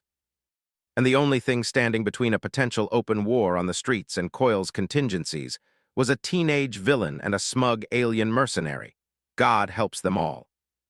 Equals Krogan Dragon equals 11 April 2011, Coil's base Brockton Bay. Those are a lot of contingencies. I can't work faster without triggering something by accident, Tattletale grumbled over the radio. Asking Coil-pointed questions is no longer an option, I pointed out. It was better that way. In theory, with the right combination of powers, I might have been able to subvert him. In reality, the risk was too big. That was true even before taking into account that Coil was a cauldron creature. When all was said and done, Coil was better off dead and unable to pursue a vendetta. Then stop interrupting me with stupid questions, Tattletale snapped. I've already had my hands full. Keep up the good work then. Gregor and our new friend are making sure no one is going to interrupt you. All I need to know is if this is the place. You already dealt with the self-destruct, right? Both of them, yes, Tattletale hissed like an angry feline in irritation. What I'm not sure is if those barrels are there for sale, final fuck you to the city, or something else, and there are still 4 mercenaries heading that way. I can already hear them. We'll be having words. Stefan, do you know them? I asked my brand new minion. As it turned out, the promise of a pay rise, and not getting splattered all over the walls and ceiling worked wonders with Coil's reasonable mercenary. A quick check in the lightly encrypted files Tattletale could access, after ensuring that the facility won't implode on us, showed that the Serbian lad was relatively clean. As far as unacceptable habits were concerned, anyway. He was a veteran from the latest installment of the Balkan Wars, and those were as dirty as usual. They're new, my young minion informed me. There were rumors they were here briefly, perhaps for a special assignment or something. He finished in heavily accented but otherwise correct English. Like escorting or retrieving special cargo, I thought aloud. When we hastily planned this operation, I expected a lot of complications. A bunch of barrels almost certainly full of chemical weapons weren't among those. Among other things, that revelation forced me to reassess what powers I needed for the rest of the day. I wasn't arrogant or crazy enough to test my regeneration and redundant nervous system against whatever ill-gotten horror Coil decided he needed. As if that wasn't bad enough, one of the things Tattletale figured out while searching for contingencies to deal with was a security feed of a sealed freezer.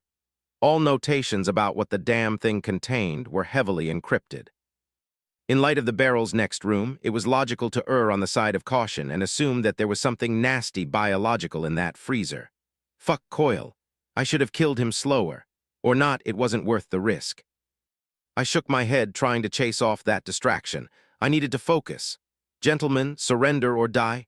I grinned at the 4 men who came from around the corner and aimed their weapons at me. They wasted no time and opened fire at me, bursts aimed at my face, I noted. The sound was deafening. What followed was both new and unique, yet something I now remembered happening often enough. I saw bullets ping off or shatter against my brand new hexagonal shield right in front of my eyes. A moment later, I blinked off bright afterimages. The mercenaries had laser attachments to their rifles, neat. I was going to get myself some of those. My heart skipped a beat when the realization that if it wasn't for my additional defenses, standing in the open like a fool would have ended up with my brains cooked. Keep firing, the apparent leader of the mercenaries ordered in a deceptively calm voice. They kept firing. Blood rushed in my ears and hormones flooded my veins. So this was the blood rage. It was hot, yet cold. It clawed at my mind, yet centuries upon centuries of experience allowed me to channel it constructively. The world sharpened, focusing on the 4 targets in front of me. I let out an ancient battle cry and charged. The mercenaries broke and tried to run. It was too little, too late. I got to the slowest, tackling him with my shoulder. I smashed him into the wall, gleefully feeling his bones shatter. The next target had the presence of mind to throw a grenade over his shoulder, even as I turned to face him. I jumped forward, propelled faster than biological muscles had any right to move me. I shot past the grenade and fell on the back of the mercenary, crushing him under my bulk. Even as the explosive detonated behind me, showering my shields with metal shards, I was already getting up. I paused for long enough to stomp on the back of the second target, then ran after the other 2. It was only now that I remembered I still had blaster power. That realization was enough. I shot my palm forward and fire rushed forth, swallowing the last 2 targets. I milled around for a few seconds, cautiously sniffing the air and searching for other targets, while the blood rage receded. It left me feeling numb and somewhat confused. This was the first time in combat that Wrex's experience didn't properly take over. If it wasn't for all the defenses I had right now, I would be dead. That was a sobering realization. More importantly, I would have died like a damn fool, and that was simply infuriating. Krogan Dragon equals. If you want to support my writing or discuss this story, see the following links. Pat Rayon, Delketter's Writing Corner. The Space Battles Forums. This is where most discussion over my stories takes place. The Sufficient Velocity Forums. The Alternative History Forums. 9 Chapter 4 Parts. Disclaimer, I don't own Worm or Mass Effect. They belong to their respective creators and/or copyright owners. This story is written with no commercial aim in mind. It is not for sale or rent. Chapter 4, Tearing Down and Building Up. Krogan Dragon equals. Part 1. Krogan Dragon equals. 11 April 2011. Coyle's Base. Brockton Bay. When Velocity finally reached Coyle's office, he didn't like what he heard. That came on top of what he saw on the way there. First, this was a large, well-designed base that had more in common with a military bunker than anything else. The mere fact that a villain, the PRT until now deemed of low concern, had it was deeply troubling. The bodies he noted on the way to the office were a pretty common fare. They were even on the mild side as far as normies encountering brutes went. It was the source of said bodies who worried Velocity. By now, it was becoming painfully clear that their alien visitor was playing by different rules. That wasn't a reassuring thought, considering both his weird diplomatic status and the fact that Wrex was apparently Eidolon MK2, Alien Edition. Just tell me, did we make it? The huge alien rumbled a tattletale. The hero noted that the Undersider was sitting behind what was presumably Coyle's desk, busy working on his computer. There was a body nearby, complete with Coyle's trademark skin-tight suit with a snake motif. A curious glance told Velocity all he needed to know. Unless you were a brute or a particular kind of Trump, getting your skull caved in tended to be pretty terminal. The last occupant of the room was Gregor the Snail, one of Faultline's crew. Velocity wondered what Wrex offered them to break their rule and work on home turf, but that could wait. The good news is that the base won't blow up on us right now, the blonde villain cheerfully announced. Coyle was a real Bond villain complete with contingencies. She nodded at an open phone near the keyboard she was typing on. There are at least 3 phones he needs to call or at least message regularly to avoid this place going up in flames or ensuring the release of sensitive data. Those I can stall for now. It's what other contingencies he had that died with him that has me worried. That was worrisome, all right. Velocity didn't want to see what it is like to run through a self-destructing underground lair, thank you very much. That was doubly true for one containing all kinds of nastiness like this one. Folks, Velocity warily waved at the 3 let's go with people for tonight. There are some trouble spots I need to check. A single reptilian eye focused on him as soon as he slowed down. The barrels and whatever he had stashed in that freezer. A large thumb pointed at Coyle's body. You need to check up on them. Wrex turned his large head to properly look at Velocity, revealing the nasty scars disfiguring his face.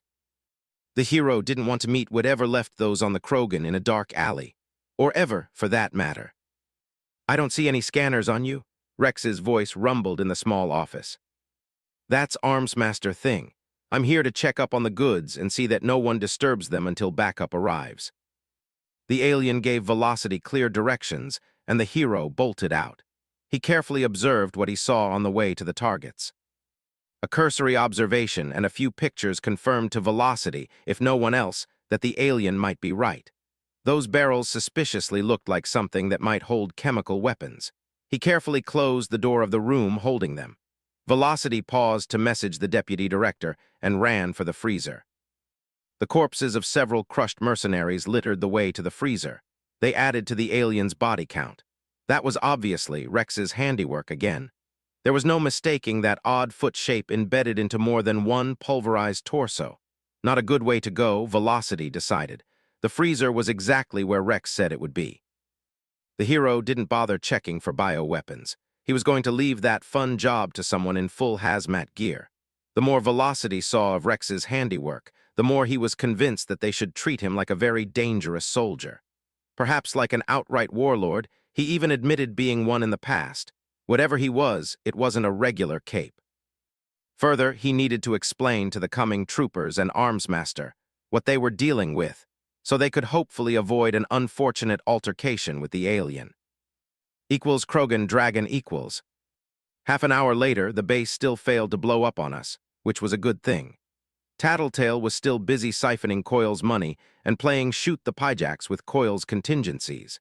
That was why I was more than willing to let her take her fair share of the spoils, even if she decided to run and hide somewhere safe. My lair-to-be now suffered law enforcement infestation. That was a bit less than ideal. Then again, there was stuff in here I wanted to be gone, yesterday, including the various creative self-destruct systems. The PRT was more than eager to take those off my hands, including the now confirmed chemical weapons, and whatever horror was on ice in the freezer. On that note, Armsmaster made me miss Omnitools even more. The bastard had a bunch of sensors stuck into his halberd among everything else. There was simply nothing commercially available on this Earth that came even close to offering that kind of functionality and convenience in a single package. On a darker note, the PRT wanted to keep my new shiny base.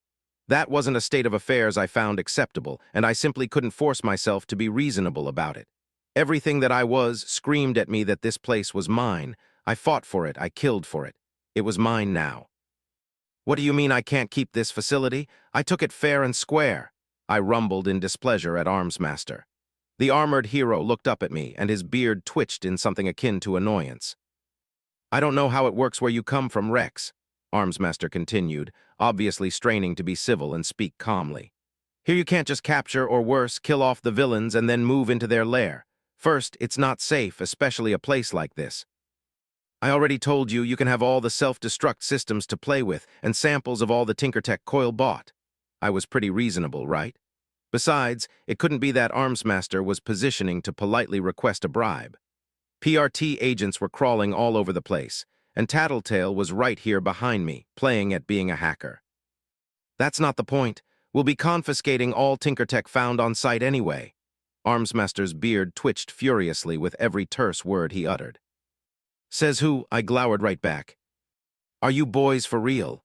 Get your dick-measuring contest out of here. Some people are working." Tattletale had the temerity to butt into the most important discussion about the ownership of this lair. I liked it, damn it. It reminded me of Tachanka's tunnels, just, not blown up and in disrepair. "Can't we wait for the good boys and girls from the army to come to pick up the WMDs before starting a fight in here?" Velocity zoomed in and tried to play peacemaker. "This is now a site of interest over multiple high-level investigations. We can't have civilians running around before we're done investigating, and any trials coming from this are complete." Armsmaster tried a legal attack. "It wasn't super effective. Coil's dead. I smeared the mercenaries who might have known anything about those weapons all over the base. They're of no concern either. When Tattletale is done, she'll give you Coil's database, and you can use that. You don't need this place after we finish clearing it up. I, on the other hand, can put it to good use." "For what? Build alien army?" Gregor pipped up from behind. "I was thinking about opening a research and development company, complete with a local manufacturing center. Someone has to drag this Earth into the future, and apparently I'm stuck with the job." I gave them my best Krogan pattern shrug. "Creature comfort, Decent tech, good armor, even better weapons to shoot people with. Thinking about it, I'll be making a security company to protect my businesses as well. So you'll totally be building an alien army, Gregor exclaimed. Will it have killer robots? It will take some time to set up a mech production line with local resources. That was a thought. You can always use some expendable manpower, and you don't get more expandable than either Vorcher or mechs. For some reason, the local heroes warily took a few steps back from me. Krogan Dragon equals. Part 2 Krogan Dragon equals. 12 April 2011. PRTHQ. Brockton Bay. Deputy Director Renick finished his 8th cup of coffee since the last time he could catch a bit of shut-eye. He looked bleary-eyed at the heroes and intelligence analysts sitting around a long conference table. Just a cursory search through Coil's files, recovered by Tattletale, uncovered several moles within the PRT, and at least twice that number throughout the various BPD precincts. There were still terabytes of heavily encrypted data to decrypt and go through. On top of that, there were various caches with evidence, often blackmail material for notable people within the city and surrounding area. As far as that wasn't enough. Preliminary investigation from the military and local Tinker assets confirmed the presence of biological and chemical compounds within Coil's base. The materials are secured and await transport to Fort Meade, where the military will conduct an in-depth analysis of the compounds before coming back to us. One of the analysts announced. We'll be jointly investigating with the Department of Homeland Security and the FBI how Coil procured those materials, Renick pointed out aloud. I don't want to hear anything about interagency rivalry getting in the way of, we're all under the microscope on this one. The deputy director glared at his empty coffee cup. His stomach reminded him he hadn't had a proper meal in too long as well, and he looked away from the cup. Velocity, the status of our alien troublemaker. No one has seen him in the past 12 hours. Wrex wasn't happy he couldn't simply take Coil's base for himself. The speedster groaned. It took some quick talking and pointing out that no matter what Tattletale did, the base might still blow up due to contingency for him to relent. That and the fact we'll be crawling all over the place investigating Coil's activities in the foreseeable future, Assault added brightly. If I were a betting man, I would say that our dinosaur Eidolon got himself appropriate power and is digging himself a base under the city. Battery if you will, Renick tiredly requested. A half-hearted slap echoed throughout the quiet room.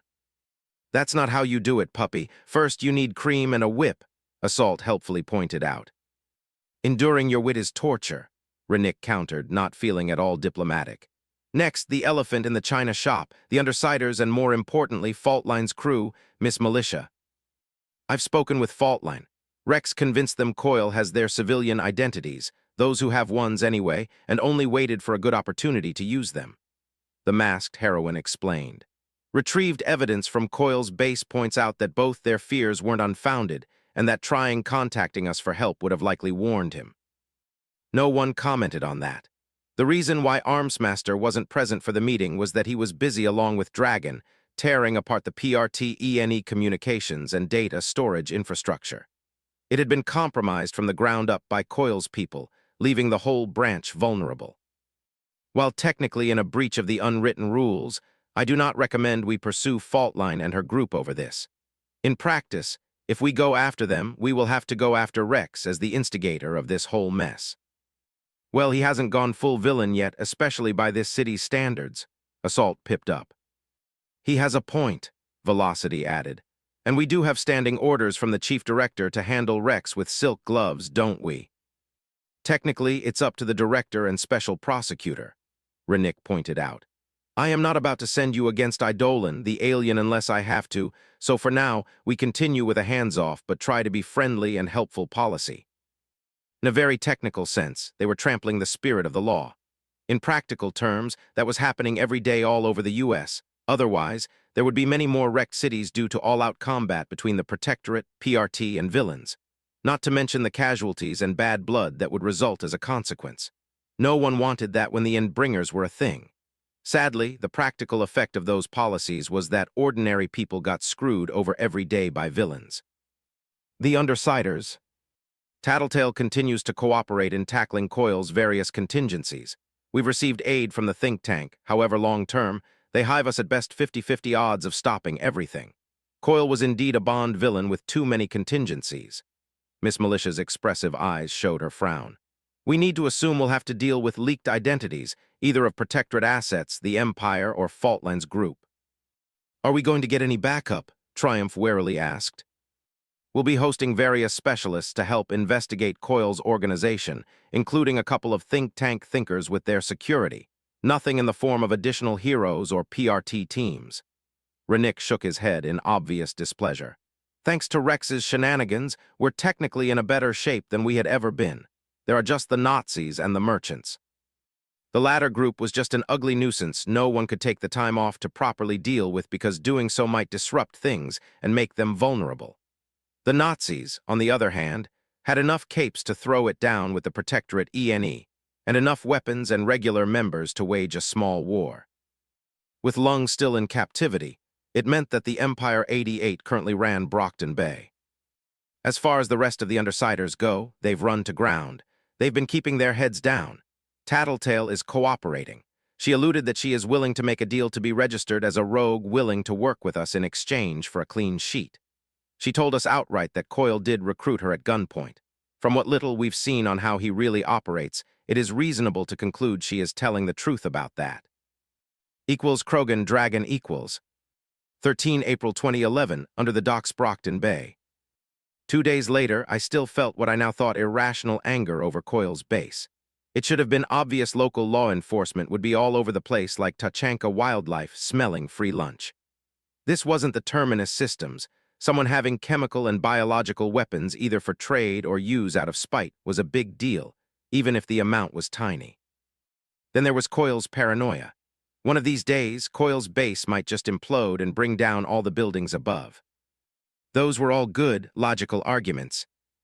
I still felt sore over it. That's why I decided it was high time I make myself a proper lair, and damn the consequences. It took me hours to find the right combination of powers, then close to 2 days of working underground. However, the results were worth it. I had a reinforced underground cave network to work with. Odd, living crystal formed armored walls and columns, recycled the air, and absorbed moisture as fuel, ensuring I didn't have to worry about natural flooding. Crystal tendrils slowly dig their way into the soft soil below, acting as tree roots, anchoring and stabilizing my creation. 2 main entrances led into abandoned warehouses. A third led underwater into the bay. In the future, I might turn it into a clandestine dock. Naturally, there were multiple escape tunnels just big enough to allow me to move through them quickly if I wore proper armor. With my lair in place, I could finally focus on building up. I looked around the well-lit main cavern, which would serve as a combination of fabrication space and storage for non-volatile equipment and supplies. There were smaller caves, which I could easily seal up if necessary. They would provide storage for more sensitive items. Now I only needed furniture, tools, materials, food. My large stomach rumbled, reminding me that I hadn't eaten anything since before I went out to deal with Coil. The new plan was to go out, find enough food, eat it, then buy all kinds of supplies, including food, and figure a good way to electrify the lair, I reminded myself. 10, Chapter 4, Part 3. Disclaimer, I don't own Worm or Mass Effect. They belong to their respective creators and/or copyright owners. This story is written with no commercial aim in mind.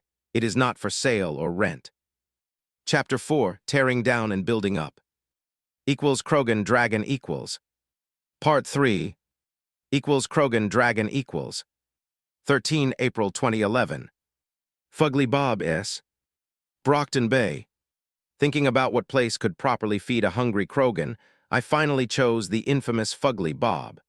A few of their challengers sounded like they might just hit the spot right, and at least the first one might be free too. It was a continuous surprise not to see the suspicious looks a Krogan got everywhere he went in a civilized society. Instead, excited whispers and camera flashes followed me when I made my way on the busier streets. Entering Fugly Bob's got me nothing more than excited chatter and a few more camera flashes. It was weird. Humans. Hello there, I happily greeted the girl behind the counter, valiantly trying not to look at her outfit. The colors might have been eye-catching for a human. They made me want to look around for a Clixon ready to pounce from around the counter. I ignored the instinct. Let's start with 3 challengers and something to wash them through. I trailed off and looked to the menu, wondering what beverage would be tasty in my new body. Cola had caffeine, right? Coffee beans were great, like chips for a human, but not exactly what I would like to drink.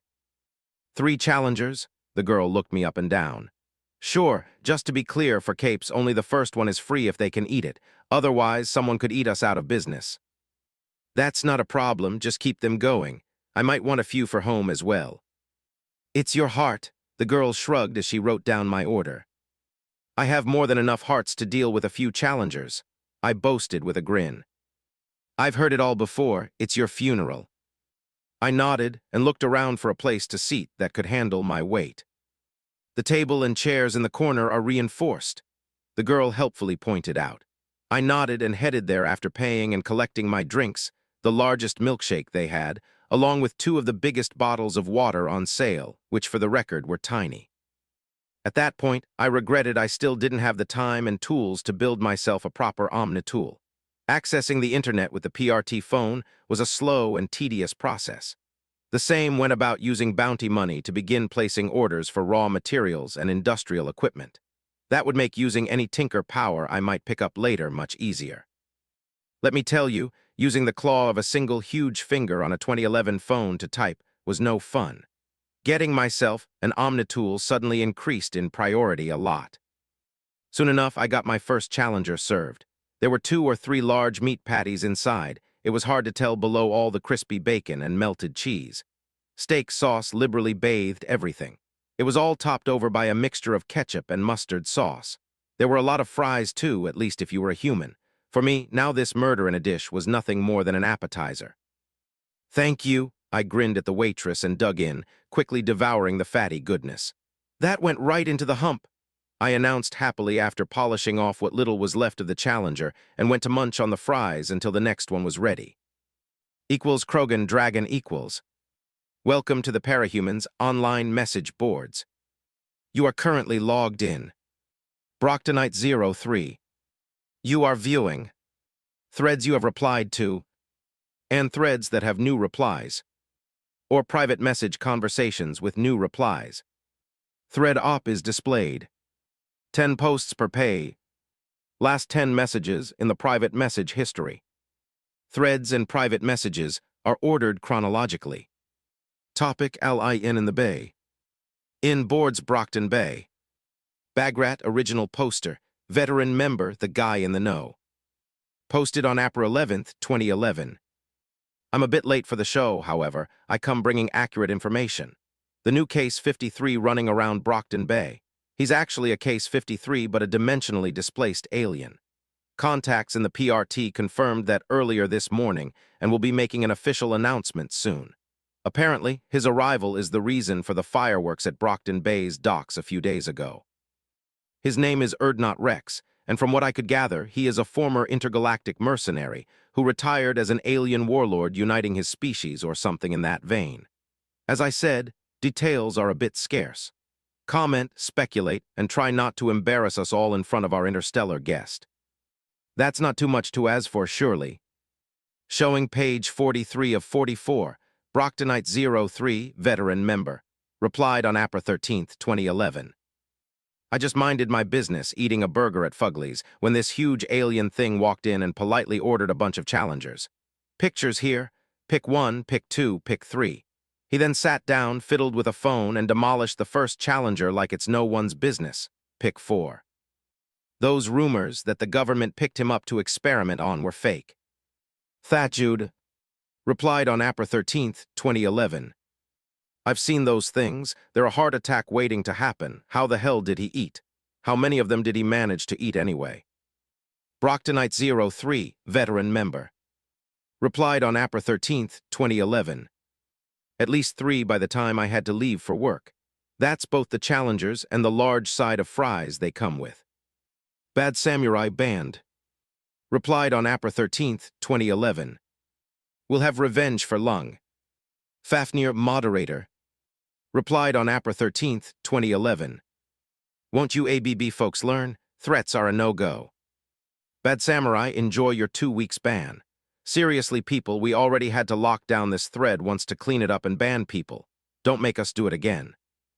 Valkyr Wiki Warrior replied on April 13th, 2011, who cares about what Wrex eats? Let's go back to the important topic. Who are we going to ship him with? Alexandria, our fair lady dragon, is someone local to Brockton Bay? Perhaps Miss Militia. She has all the guns, right? That's something an alien mercenary might be into. Answer Key replied on April 13th, 2011. Valkyr, just no. We don't want an interplanetary accident or something. Valkyr Wiki Warrior replied on April 13th, 2011. Why not? Did all the popular sci-fi and fanfiction lie to me? Our new, lung-vanquishing alien warlord needs wafus, damn it. Bagrat Original Poster, veteran member, the guy in the know. Replied on April 13th, 2011. And there I was, hoping we wouldn't embarrass ourselves in front of the first genuine alien we met. At least XX Void Cowboys X is still banned, right? Now on a more serious tone. I've heard a rumor that the disturbances in BB 2 nights ago were partially Wrex's fault. Things are very hush-hush right now. However, my sources indicate that a few of my sources indicate the PRTENE, along with Wrex and Independence, raided the lair of local villain Coil. There is no more information at this time. All-Seeing Eye verified knows it all. Unverified Cape replied on April 13th, 2011. Coil was bad mojo. He recruited me at gunpoint and was a bona fide crazy Bond villain. A few days ago, that damn dinosaur approached a few other people with a deal and me to take care of the snake. End of page. 1, 2, 341, 42, 43. Equals Krogan Dragon equals. Interlude Jackie Black. Equals Krogan Dragon equals. 12 April 2011. Brockton Bay. Being a part Asian in Brockton Bay sucked rotten eggs. Only his grandma could be called a proper Asian if you squinted. His ma was Irish, and less said about his little sister the better. That didn't stop the ABB and Lung from claiming Jackie as one of their own, and it wasn't like he had much of a choice. There was no work unless you were a lucky bastard or were a Nazi. Well, there was a problem with that. Jackie's dough was kind of dark-skinned, which was only natural because his grandpa was black, and a Marine on Okinawa where he met Grandma. That hadn't been a problem until the kaiju Leviathan sunk Kyushu and the surviving blacks ended up at Brockton Bay as refuges. They were Asian enough for Lung's tastes. Then there was the implied threat. If the blacks weren't Asian enough, then Jackie's ma and little sister might end up as whores, volunteering for one of the ABB's whorehouses. That was how Jackie's sordid career as a normie gangster began. He used to think that Lung, and that silent like a ghost psycho, Oni Lee were bad enough. Bakuda opened his eyes, however. It was not too little, too late to do anything. Jackie fidgeted, fighting the need to scratch the side of his neck where bad stitching held his skin closed. There was a bomb in there. Jackie could feel the odd-shaped metal and other bits every time he took a breath, exhaled, or swallowed anything. The same was true for when he turned his head in any direction. Jackie was one of the lucky ones. There were more than a few poor bastards with bombs in their heads, and some of them weren't all here anymore. That was bad enough. The fact that Ma, Duh, and his little sister were nearby, with bombs in their necks as well, like insurance, according to the crazy bomb maker, made everything so much worse. They weren't alone either. He was a group of 100 ABB soldiers and lieutenants. Bakuda modified them all, along with members of their families. Listen, you bitches. Bakuda strutted out of her workshop, holding a grenade launcher. The lenses of her gas mask glowed ominously red, like demon eyes. In a couple of days, we're going to spring Lung out and hit the Nazi pansies where it hurts, the crazy tinker declared. Until then, you're going out to get me more people, ABB, their families, I don't care. The useless civies will be going downtown causing havoc, while the rest of us will do the real job. What are you doing still here? Bakuda glowered. I need more people to work with, go and get them. That was how Jackie found himself assaulting random people all over ABB territory and dragging them to Bakuda to get bombs implanted in their necks. While he hated doing so, his family was more important. Besides, it wasn't like the police or the protectorate could do anything. The former was chock-full with Nazis, who would love to see anyone with a drop of Asian blood blow up. The murderous bastards would fit right in with Bakuda. And the protectorate was useless. Anyone working for a gang in Brockton Bay intimately knew that truth. Sadly, Jackie's best bet now was they could liberate Lung, so the dragon could deal with his crazy tinker. Meanwhile, he had to struggle alone with his fear and anger. equals Krogan Dragon equals. Interlude contingency equals Krogan Dragon equals. 14 April 2011, Brockton Bay. Early in the morning, a TinkerTech phone failed to silently ring. It was hidden within the brick wall of a seemingly abandoned factory near the docks and linked up to the city's old landline phone network. When that happened, the phone sent a series on the internet, priming various data packages for release. When Coyle missed a second checkup at noon, the second series of messages went through. It ensured that the first wave of revelations would happen as scheduled and primed more data packets for release. At 8 in the evening, Coyle failed his last chance to stop his dead man's contingency. The phone sent a final message before fusing itself into a ball of useless scrap. Dozens of sites, only a few affiliated with the Empire 88 or other Nazi organizations, received a carefully edited data dump. It included all the civilian identities of the Empire's parahumans, details about where they lived and worked. The data went to significant lengths to expose Medhall as a front, not only laundering money for the Nazis, but directly financing them. Between the stock crash and the inevitable investigations, not to mention how many Empire 88 members had day jobs with the corporation, it would take a miracle if Medhall didn't go under, further crippling Brockton Bay. All leads would point at the Protectorate ENE having the released data and using it to cripple the Empire to prevent it from taking uncontested control of the city. Hours later, a second strike would follow, the exposure of Protectorate and Ward's identities, including data on their families, all over the eastern part of the country. This breach of both written and unwritten rules would fall solely at Empire 88 feet, setting them up for an unavoidable confrontation with the Protectorate. The third strike would be slow and methodical. It was meant to cripple as much of the civilian government in the state by exposing an incredible amount of corruption. That would sow more chaos and undermine what little faith people had in the system. By the time the dust settles, Coyle would have had his vengeance from beyond the grave.